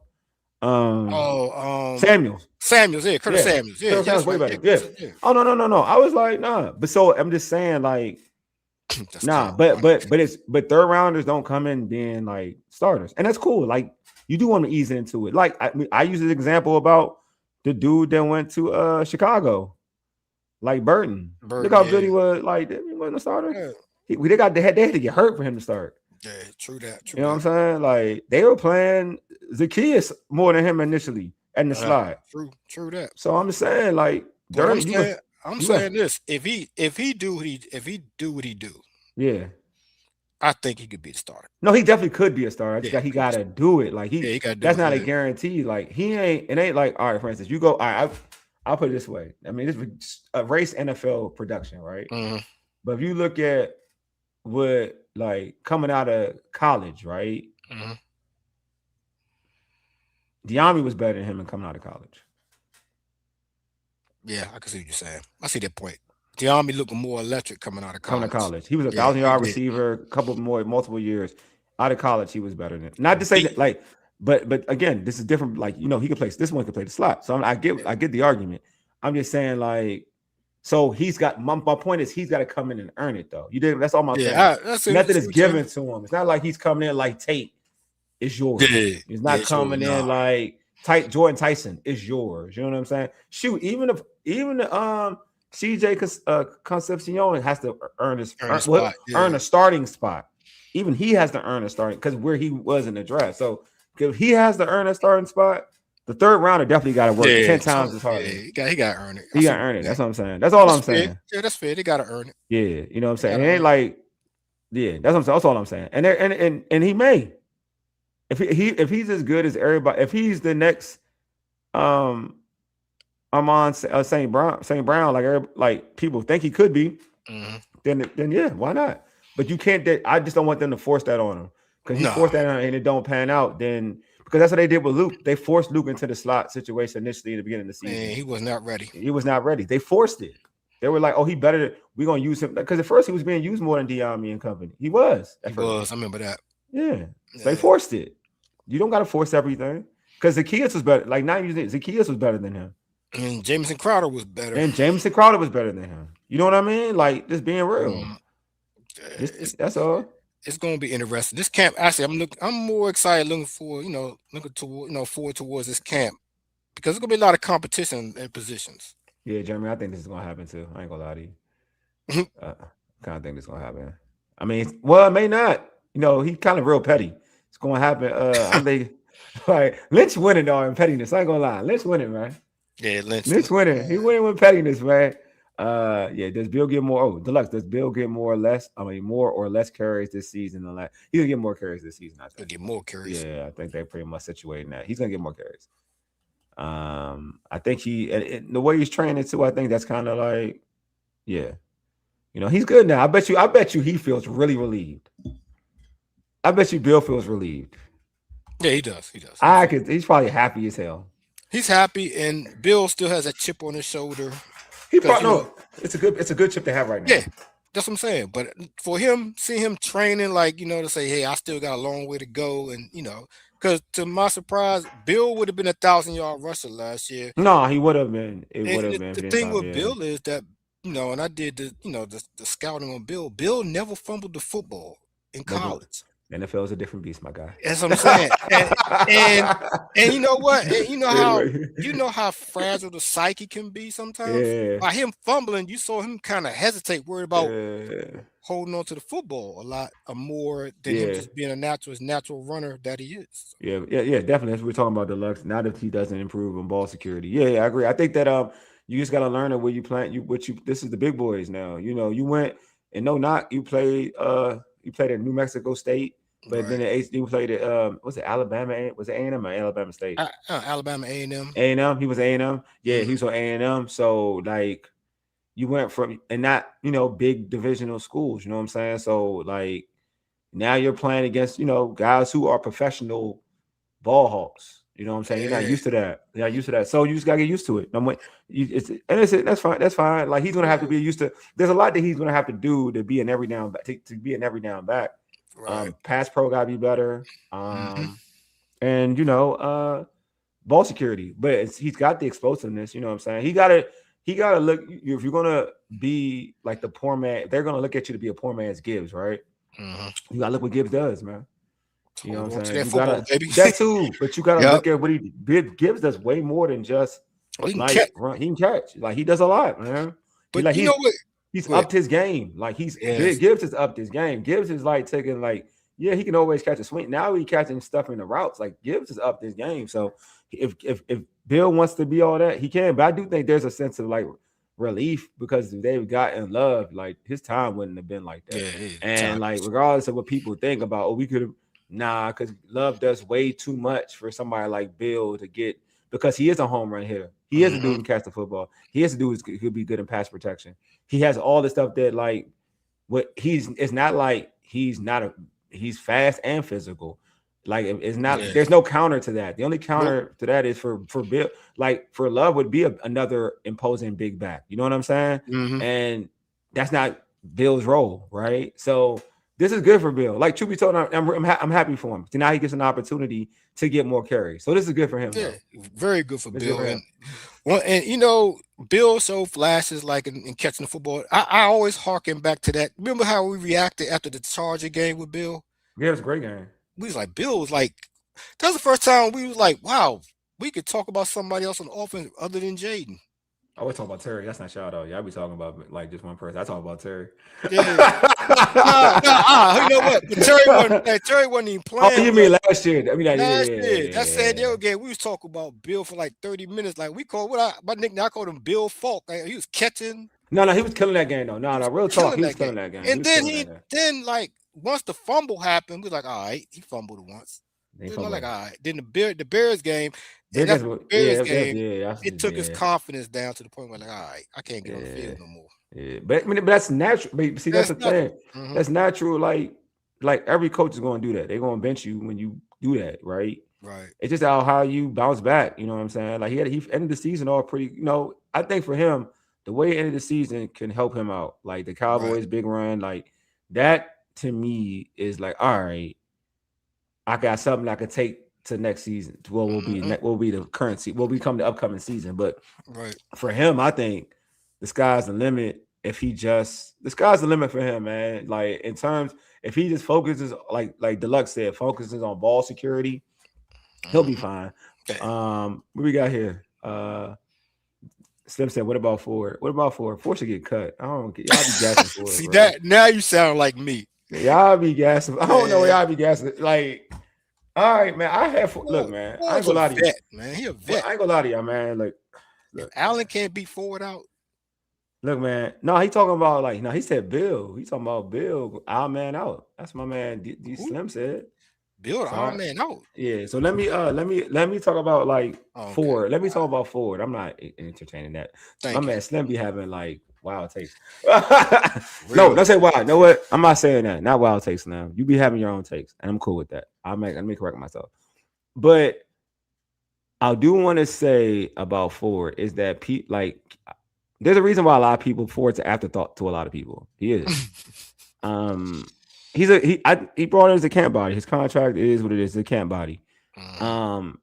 If he ends up having a great camp, God bless him. He has an opportunity, but like he's not. To me, he's in there in the room to make folks compete. Like, I think he's more in the competition with McNichols. But even I think McNichols got the leg up because everybody loves McNichols. But he's in the competition role with McNichols. And I think what's it? Allen. And Allen, yeah, McNichols, Allen, those three. That's it. The White's clean. He good. He gonna make the thing. He makes sense. That's Jayden boy again. Here we go. He making the team. But you're right though. Like, the running backs you just mentioned, that's his competition right there. That's it. So, and I would make the argument that I feel like McNichols has a leg up. If you're going into it, McNichols is probably the number. Is winning that competition because of his reputation and his his relationship with the coaching staff, right? But it's up to Allen and Ford to beat him out. That's how I look at it. But I will say this: there's a better chance that McNichols wins, Allen gets put on practice squad, and Ford gets cut. So who backs up Bill? It'll be White. White, okay. Yeah, he's the backup. He's the third stand back. He's the backup. Okay. Right. Yeah. I mean, he's the they're 1-8-1. It shouldn't be like it won't be 1 or 2 or 3. It should be like 1, 2, and then he's the third down back. Right, I got you. But I think McNichols will play. He'll be the one that plays. So that would answer your question, it'll be McNichols too.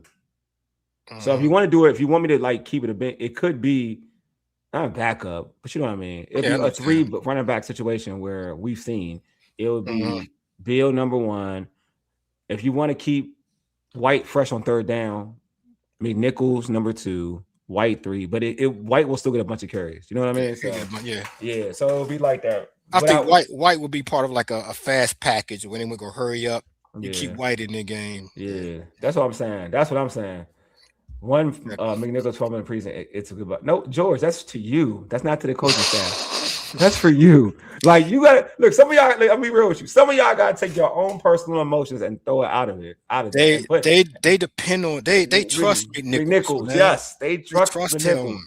Dude, if you go fumble like that in that big playoff game, like, and you still on the team, bro, they trust you third. I don't care what they trust you third, and they keep bringing you back.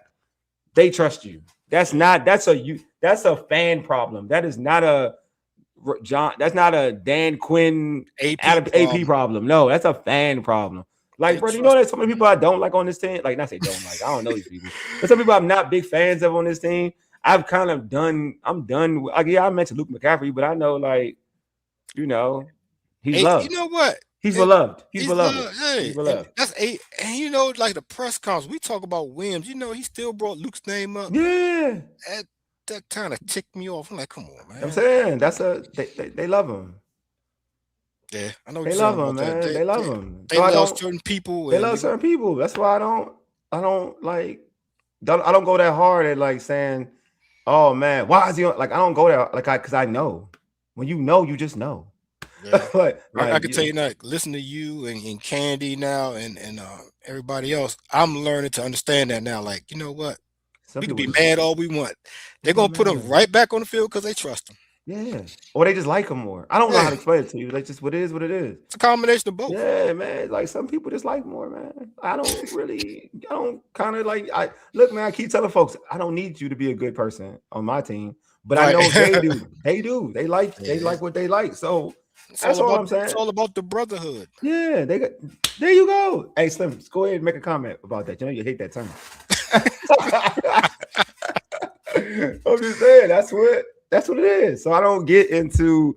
I try to tell the folks who listen in or who the fans out there, like, yeah, it's okay to be upset at us about certain things, but like you're wasting energy. Like some of these folks there's a minute. Like, don't say when people come out and say like, oh, if he does this one thing, he out of it. Nah. Just say if he does this one thing, I want him out of there. That sounds better. Like, don't put words into like their mouths. Like, you got to see how they move. They not moving. Like when you, all right, for instance, like I'll give an example when I was wrong, right? I'll give you an example when I was wrong. When you were like, yo, Jahan about to be out of here. I was no, he's not. That's what I wanted though. Like I wanted him not to be out of here. You get what I'm saying? Yeah. But I'm not looking at how they moving, like what they doing to my boy. I ain't looking how what they doing. But see, I had no attachment to Jahan. I know. I say, look, he's playing 34 snaps in the preseason. Yeah. Dog, he out. See how fair it is. Like, like I couldn't even put myself in a situation where sometimes you bridge yourself into it because you like I don't know Jahan, but I like the way he play. I like his talent.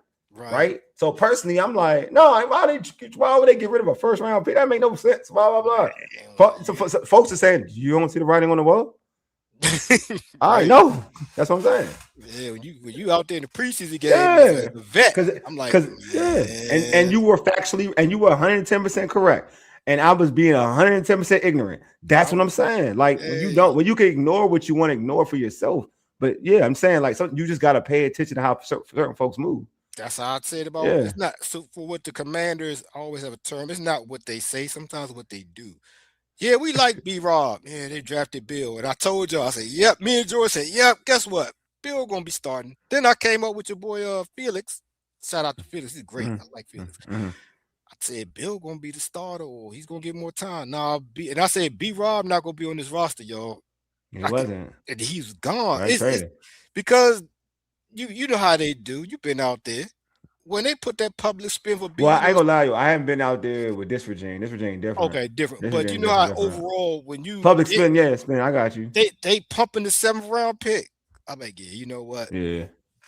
Adam gonna tell everybody he's smart. And it was like, Bill got explosive. We don't have that type of back in this team. I'm like, yeah, you know what, B-Rob? But you know why he ain't? But you know why Robinson got traded though, right? Do you know the truth why he got traded? You think it's because of Bill?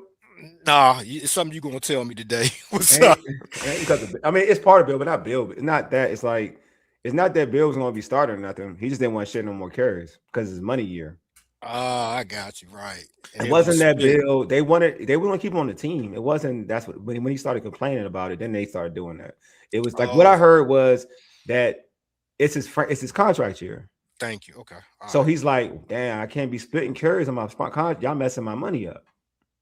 No, that makes sense. So then it was like, you know, it wasn't. I mean, he wasn't going anywhere better, but still. Right. Like you backing up McCaffrey. Well, I guess you back on McCaffrey, but you know, McCaffrey, that, I mean, but you gotta hope that McCaffrey get hurt, which he does get hurt, but he didn't get hurt like that last year. So I know B-Rob like golly, all the years would you get hurt now? I'm trying to get my money up. You just get hurt. I'm trying to get this second contract, bro. So that's what his joint was. Yeah, his joint was more like because they were going to split with all three. Because you gotta look at Eckler. It was gonna be Eckler because Eckler didn't get hurt. Eckler. It was gonna be Eckler, B-Rob, and Bill. Yeah. So he was like, because they want to feature him the number one, but he wasn't gonna get the same amount of carries though. Okay, I didn't know that. Yeah, that's why. It wasn't because of just Bill. It was Bill helped it. Bill put himself in the discussion because of his play to get carries. Then it was like, oh dang, like shoot, you got old boy, like it's my contract year. Yeah, I heard Bill was stealing reps out there. Yeah, no. He's going on when he was taking reps. He was taking reps. He wasn't taking the majority. He was taking some of his reps. Because them reps, you got to think about it. You already got Eckler getting reps. Yeah. So another dude getting reps, that's cutting my reps. Right, exactly. You can't do running back by committee. Like, yeah, the team want to do it, but now this is how he's thinking. This is my contract year. I can't do running back by committee on my contract year. Nah. You know what I'm saying? That's how he thinking. But, you know, but then they were like, all right, bye. Exactly. Peace out. Peace out. So it wasn't, so it's partial. I don't want to act like it's not part. It's partially Bill, but it's not because Bill took his job. That's not it. Bill didn't take his job.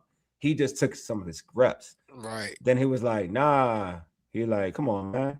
That's like, crazy. Come on, man. So overall, Wole, real quick, and everybody in the chat, what grade would you give this draft just on the people we got so far? How would you grade this draft? I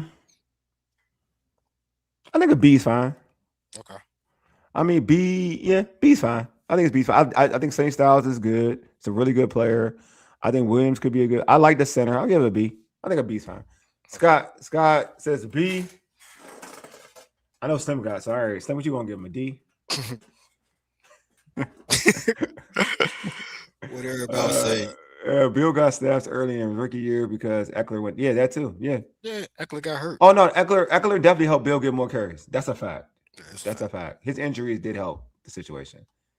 I know that sucks to say. What you give it? I gave it a B plus. Okay, what's up? That's all like that. And the plus came because of the value purpose of how they got the 5th round pick. Joshua kind of. Oh, you like Joshua like that though? Yeah, because Joshua like I like where they got him at, and he kind of I like this one, man. I really do. That's what I really do like. This is like really how where I really believe in. But for this exercise, I get what you're talking about. I give a grade. Mine was the center. The center is what got me to a B. I won't lie to you. Good. It wasn't Josh. It was the center for me.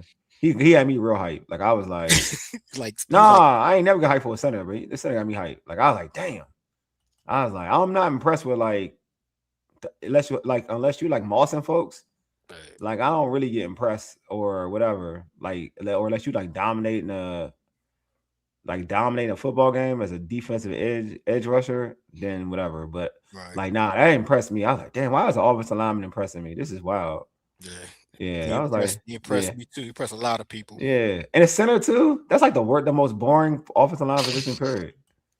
Sorry, anybody who plays center, I apologize. It's just boring with the watch. I'm sorry. I do like the players though, except Williams. I know, we know. You want Fields. You need to separate the fields. That's why I separate Caleb Downs from Sonny Styles. You should do that. You should do that too. It's a good exercise. I've done it. I was like, I'm just being real. Anybody else? Any other grades in the chat? Any grades for the draft? Put him out there, man. Put him out there. Put him out there. What you about to say, Paul? You about to say something? Oh no, I was gonna say then once everybody had their grades, and then we'll training camp going to interesting to see how everybody performs. And I'm just like, for once, I'm excited. I really am. I'm not gonna make no because I think we got George gave it a C. Well, C. Yeah, George, you one of them negative people. I know, and now I know you one of them negative folks. I see you, George. Why'd you give it a C? Nah, he don't like a lot of players. He don't like Williams. He probably don't like Styles. You like Styles though, right, George? You like Styles, right, George? I get a C. I get it. I get the C. It depends on how much you like. This is what I'll say. No, I said this before. There's no wrong grade. You know what I mean? No. Everybody has their opinion. Right. Yeah, he did like the first two picks. I get it. No, I get it, George. I get it. I totally get it. I get it. Because you probably don't like him because you feel like there are other players they could have gotten, right, George? Not because of do you feel like Sonny Styles? You don't think Sonny Styles would be a bad player? You think they could have got somebody better? And put that in the chat, George. I want to know like the reason for like what the first pick, because anybody saw me, like if you saw me at ABG, you already knew who I wanted, right? But like I said this before the draft, and I said that, and they didn't fail to me. Yeah, that's like who they could have had. Gonzo, well, Forbes and Gonzo, that's extreme. Right. This is not 4 strong. I got you. Okay. But the fact that AP, okay, I got you. Yeah, I see what you're saying. All right. It's because your preference, who you wanted. I got you. So I said this before the draft, and I'm gonna say it like I said they couldn't mess it up. I said they couldn't mess up the first pick. They didn't. They automatically want to get a good player. That's how I looked at it. Now, is it the player that I want? That's a whole different discussion. But is it a good player? Yes, it's a good player. Yeah. They're gonna get. I said that unless you get for me, this is for me. Mm-hmm. Unless they got a wide receiver, unless they got Tate, if they got Tate, I'd have been mad. Like I was thoroughly mad. You know what I mean? Understood that. Understand. But that. But again, in terms of NFL lore and prospect talk, they folks like Tate. So it is what it is. But I just felt like they couldn't mess that one up. Like I feel like they couldn't mess the 7th pick, and they didn't. They got a need. They didn't. They got who they want. They got who they wanted. They got who they wanted. Got who they wanted. Now, I know I told y'all behind the scenes, I said they might draft Mansour Delane. And you see how Kansas City jumped up. I wonder if Mansour was there, were they going to draft him or not. But who got him? Kansas City got him? Kansas City jumped up to 6, traded with Cleveland. Picked That's what they did. 6 got him, right? Yeah, the Chiefs got him. Well, he's a better fit for the Chiefs. I'm not going to lie to you. Because, I'm going to be real. Like, the Chiefs, there's something about their system. Make everybody look good. It make something about their DBs look better in Kansas City. So I don't know what Spags be doing out there, but like when them dudes leave, they ain't not the same dudes. So I think it's good to have a guy like he's got a lot of ability going over there. I think it's a good look. Yeah. I mean, I agree with you, Wole, earlier. Like you said, we got a good pick regardless. We got a good pick. Got a good pick. Yeah, like we got a good pick. That was my concern. I think everybody had their player they wanted. Mm-hmm. Like, you know what I'm saying? I wanted Love. You know what I'm saying? Like I wanted Love. It didn't happen. But I was like, I can get like Bane. I was like, yo, if I can get like Bane, Reese. And I'm not like, I don't think Reese is, I probably had the same reaction they got. As much as everybody like Reese, I would have had the same reaction they took. Reese over Bane, or Reese over Bane. Over Downs. That's how much I like Downs, though. That's how much I like Downs. But I get it though. Like again, I felt like you weren't going to fail unless you went left. You went all the way left. All the way left. Yeah. That's all. Like he didn't he didn't pick like some special project player. You know what I'm saying? Like Sonny Styles is respected on everybody's board. Mm-hmm, exactly. So who am I to say, like, you know what I mean? Like, it's a good pick. It's not like, it's like, would I pick somebody else? Yeah, I would have. But I don't think that it's a bad pick, at all. Right. I think it's a really good pick. I understand that. And the way you feel about that is how I felt when they picked Williams over Lance. Yeah. In my mind, I had pictured Lance being opposite of Terry and just, blowing the top of a defense. And more speed to the defense, right? I get you. Scaring the defense. Yeah. He gave Terry more room to operate.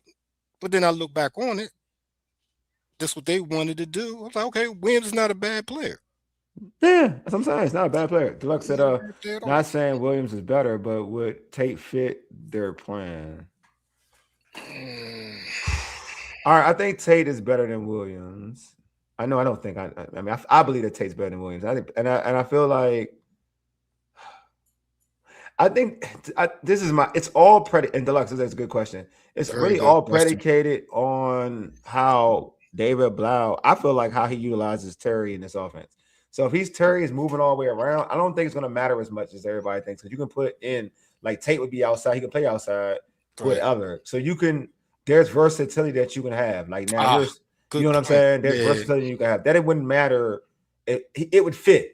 It would automatically fit because you're moving a chess piece around. You got a good point. You know what I'm saying? So it just depends on the offense. Now, if it's like you stay here, you stay here, you stay here, then Williams will probably be a better fit. And here's the thing: it's Tate versatile. Now that's one thing I gotta say. I'm going to say like Lance and some of these other receivers. Only receiver who was more like what they call multi-role wide receivers was Skylar Bell from UConn. Yeah. Williams could play a little bit outside, but my thing is, did Tate play inside? I mean, sure he can. I mean, I'm gonna say this much: if you're a good route runner, you can play inside. Yeah. Okay. Great. That I will say. Yeah. He is a good route runner. Like route running is like to be the slot twitchy, yeah. But when you're a good route, like Justin Jefferson can play inside. Yeah. But Tate is not as twitchy as Williams or Justin Jefferson. Yeah, but Justin Jefferson ain't twitchy. He's like twitchy. Justin Jefferson ain't twisty. He's like tall, lanky. But he gets there, though. I mean, he's a good route runner. Because he's a good route runner. Yeah, I got his route running. Yeah. It's not his twitch. Like it's the short twitchy dudes that kill you in the slot. It ain't his twitch. It's his freaking route running. Like he got the hezzy. Like he got movement. Like I ain't saying Tate ain't Justin Jefferson. So let me not. I'm not saying that much, but I'm saying that he's a good route runner. Like usually when you rotate a route runner into the slot, you can kind of make it work. That's all I'm saying. Yeah, I see what you're saying. Yeah, so here, and George said, yeah, plenty of teams missed the boat on good wide receivers. Puka Nacua was drafted in the 5th round. Sure was. That's a good one. But Puka to me got drafted by the perfect team. Now. That's what I want to say. Like I feel like people tend to like that too, Paul. I agree with that one too. I think when you. Yeah, that's another one too. People throw out names about players. I'd be like, you lucky that you went to said team. Because another teams wouldn't let you eat and be the person that you are. I'm being real. And then he's grown to be elite. Like, I'm going to get Puka like that. Like, Puka is elite. So I'm saying, like, you went to McVay. Like, if you went to Scott Turner, we wouldn't be know. I don't know. We wouldn't know who it is. Hey, that's like the Kyle Shanahan syndrome. Name your receiver out when they leave San Francisco. Mm-hmm. Who dominates like they did when they were in San Fran. So, route runner, Wes Walker, Twitchy, Dante Hall. Dante Hall was a slot skill. Dante was a special teams guy. He wasn't a slot dude though. He wasn't like good in the slot. He was like this. That's like, yeah. I mean, he was explosive. He wasn't a slot dude for real. St. Brown, who played, who people talked about comparing to our 3rd round pick, was a third rounder. St. Brown, people talk about comparing to our 3rd round. But again, I go with production. I told y'all, St. Brown in college was like that. I mean, his production was like that. It was different. This is different, man. You gotta watch it. And I think St. Brown, I think his last year, man, I think he had an injury that kind of dropped him in the draft. It dropped him in the draft. If you look, I think it was an injury that dropped him in the draft. It was. Yeah. So that's a different animal. But people compare everybody. Everybody must make comparisons. Draft Stafford wide receiver in fantasy. Always. Exactly. Always. I'm interested in with Chig and Chig. We keep forgetting about him being another weapon. Yeah, man. That's what I'm saying. You got weapons. That's what I'm saying. Like the way they got it set up, they got weapons, so they don't have to. They got weapons, man. Yeah. They don't have to like go as heavy. Like they can wait for our youth, man. They got time. Yeah, like I said, I'm not mentioning nobody's name who's not on this team. Oh yeah, I'm sorry, Paul. I'll mention it for you. They're gonna wait for Ayuk. I'm not gonna mention nobody's Look, name. I'm the one person, like, I don't even care for Ayuk, but I'm already in the belief that he's coming here in September. Because I hear you. Probably in September, because old boy is not going to let him go anytime soon. He is dirty. Man, Lynch is petty. Lynch will probably keep it to the end of the year. I don't see. You know what's crazy? Like, I don't want to call him petty. Like, he doing him a disservice. Cause I kind of feel like he's right. So I don't feel like Commander fans are mad at Lynch, right? They're like, oh, he's doing him dirty. Why he doing him wrong? Why he won't release him? And I'm like, I mean, he under contract. Why won't release him? That too. And I'm like, well, man, you did quit.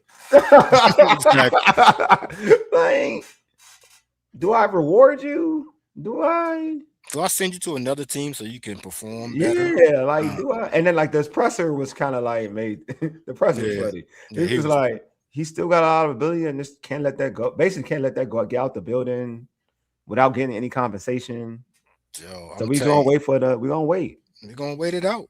Yeah, if there was eight rounds of NFL draft, they get an 8th round pick for him. They don't care what it is. Yeah, in fact, I like this one. Deluxe, you're right. People gonna be mad if BA gets released and goes to the highest bidder. I know. They'll be mad as I don't know what. Because that everybody like, yeah, right? Because that would be a big disservice to them, right? Because they all think that he would come here for cheap to play with Jayden, right? I know. No. I know. People think that. Yeah, plenty of teams, especially with the other situation we got going on. But that's for another show, though. But no, I really think that. I mean, truth be told, I really think that he will only come here, though. I mean, because I don't know if any team would want to deal with his madness. Personally, I don't think so. If the Cowboys don't sign Pickens. Oh yeah, I mean, they better off taking Pickens. Pickens, they don't know. I heard he's gonna sign the franchise. He won't sign it. They said no. Adam Schefter says he expects him to sign it. He expects to sign it, just not anytime soon. You need the update on ESPN? You don't get the latest update? No, I didn't see. I haven't been looking at. Yeah, they said they expect him to sign it. Okay. Like, he said it's expected that he will sign it. He just ain't signed it yet. That's what I heard. Pick is a wild boy, man. Man, he better sign it. If he ain't getting he getting the wide receiver money, the highest. He getting paid in 1 year. He getting paid a lot of money. So Pickens better talk to Kirk Cousins' agent. Yeah, that's all it is. Like, he can prolong it, but I mean, if he's smart, if he can't get the deal, they franchise. That's what the franchise is for, bruh. That's still wide receiver money 1 year is like that. It ain't tight end money. It ain't tight end. It ain't tight end money, bro. It's wide receiver money. And then they gonna franchise tag you next year, and the money gonna go up. So. Yeah, bro. They gonna franchise you, and let them franchise you. Yeah, if you want to half-ass it, so you won't get hurt, then do that. So that way you still get paid next year. I'm interested to see what Pickett's number, what he wants, man. That's he want. Where did CD get? What CD get? I don't know what CD get, but the ranking CD was like he wasn't top 5, was he? Was he like top 6? He went up there. CD got a lot of money. He won CD money. It's a lot of money. CD was like 30. Was it 34? CD was 34. I think he up there. CD like 30 because Terry is like 34. Because whatever 34, 35, something like that. He 30s. He high 30. He mid 30s. CD's mid 30s. Lynch is petty, but he deserves it. He got paid and has act. Yeah, and he got paid. Act like person. Yeah, that's what I'm saying. He got paid. I agree, bro. George, I agree with you. Totally. That's how you know how you agent is trash, because if he had a Drew or draw, I'm sorry. He had a draw or another. If he had a Drew on another powerhouse, if you don't release my client, good luck with dealing with me in the future. Facts. Facts. Should he get Puka money? Hell no. No. He be trying to. I know Puka money. That's crazy. Doesn't Pickens have the same agent as Micah? Oh, Micah do got money. Hey, I don't know. I don't think they the trash. I don't know. That's good. Does he? Oh, I don't. If he does, they don't got the same agent because Micah agent got him out of there. No, he may. I gotta look at it. He may. It's gonna be interesting. Scott, pull it up. Scott, does he? He could. They got the same agent, and Pickens might be out of there. I mean, Pickett's got but Pickett's different. Pickett's got his track record different from Micah, so I don't even know. Pickett's a wild boy. He crash out, so I don't even know. That's what I'm saying. He crash out, but Todd, Pickens was more than what old boy got. Okay, but yeah, definitely. He should get more than that, though. That's not irresponsible. That's facts. He should get more than him. Both sides signed the contract. Yeah. True, man. It's all good. Hey, man, everybody close the show out, man. Appreciate everybody pulling up, man. You guys are dope. Paul, man. Appreciate Paul. Paul is amazing. The great Paul, man. Everybody in the chat, give Paul his flowers. Also, hit us with some likes. Hey, Slim, appreciate the super chat, man. You my guy. Always appreciate you, my guy. Appreciate you, Slim. I'm not doing that trade Terry stuff. Hey, I ain't gonna lie, Slim. Anytime you put trade Terry, I'm not putting it on there unless it's legit. Unless it's a real legit thing that could actually happen. I ain't gonna lie to you. Man, can't be having this. Terry commander for life, man. No. He ain't commander. He make a cut though. He make a cut next year. Next year, he may not be. Yeah, it's possible. He got to have if he has a great year, he's not. They're just gonna restructure it. If he doesn't, then I can see him being gone next year. See how real I am. You see how real I am. You see how real I am. People like Slim just be throwing out like, "Hey, Terry Pickens." You want Crash Out over here too? I mean, if Crash Out can ball, I'm good. But I don't trust Crash Out. I don't want him turning on my man Jayden. He can turn on Jayden. I don't trust him. Yeah, if he don't get one pass, the helmet coming off. Yeah, I ain't messing with. Thanks, George. Appreciate you. Yeah, Overshown. Pickens over others have the same. Yeah, they do. Same agent. Yeah, Overshown. Okay, got the same agent. Okay, thank you. They all got the same agent. Boy, I tell you. They got the same agent, man. That's a good agent. I'm trying to figure out Jerry Jones always. They act like they ain't never got no money, man. But they always got money. But they got. Oh, they always got money. No, Jerry always got, but they always signing players, man. Hey. They sign players when you least expect it. Like the dude they got, like when they got Quentin Williams, man, they signed Quentin Williams to an extension. They got money. They be always like Dallas is up against the cap every year. I ain't gonna lie, low key. I mean, this ain't like, I hate talking good about the Cowboys, but low key, they draft well, man. Yeah, they do. Low key, they draft well. I mean, I would say like their draft pick was a reach of what they got, but I do like their draft pick in the second round. It was a reach. I mean, it was the first round, late first round. Sorry, it was a reach to me. I had him at second. I had him in the second round. Didn't know when. A lot of people think of second round. He's a reach at first. Yeah. He's a reach first round. He's not a first rounder, but I think he's quality though. I do think he's quality, which is different though. Like I don't think he's a bad player. I think he's a good player. You could have waited. Like just like I talked about other players. Like for instance, I think Connolly is a good player for Washington. But he wasn't at 29. I would have had it. I could have waited. I got you. That's all I'm saying. They could have waited for Malachi. That's all. That's what I'm saying. That's all I'm saying. I think Conley's a good player. Just think you could have waited. Could have waited. That's all. Could have waited. That's all. Could have traded out 29, got some more picks, and got Justin Simmons too. Later. You could have got Justin Simmons 3 picks later. Yeah, that too. That's all I'm saying. So ain't no knock on that. Ain't no knock. But I'm saying, but good players though, still good players though. All still good players. Just saying, if you moving that draft, you moving pieces out there. It is what it is. All right, man. Appreciate everybody pulling up, man. Appreciate Paul. Man. All the folks out there in the chat. You guys are dope. Sorry. If you new to the channel, please hit that subscribe button. Some of y'all subscribe, hit it now. If you just watching it from a distance, you be like, all right, man, these dudes, y'all cool, man. They was kind of chopping it up. Hit the subscribe button. Also, most importantly, like the video. I know, folks. I mean, I know y'all come in, listen to the live stream. Watch the live stream. Appreciate y'all as always. But just hit that like button. We got a bunch of y'all in the chat. Just hit the like button real quick. All right. I claim it. Appreciate y'all. I know y'all do because y'all always do it. Share it. Do what you got to do. Anyway, you've been listening to the Urban Sports Scene for ages. You dig, deuces. We are out. Peace.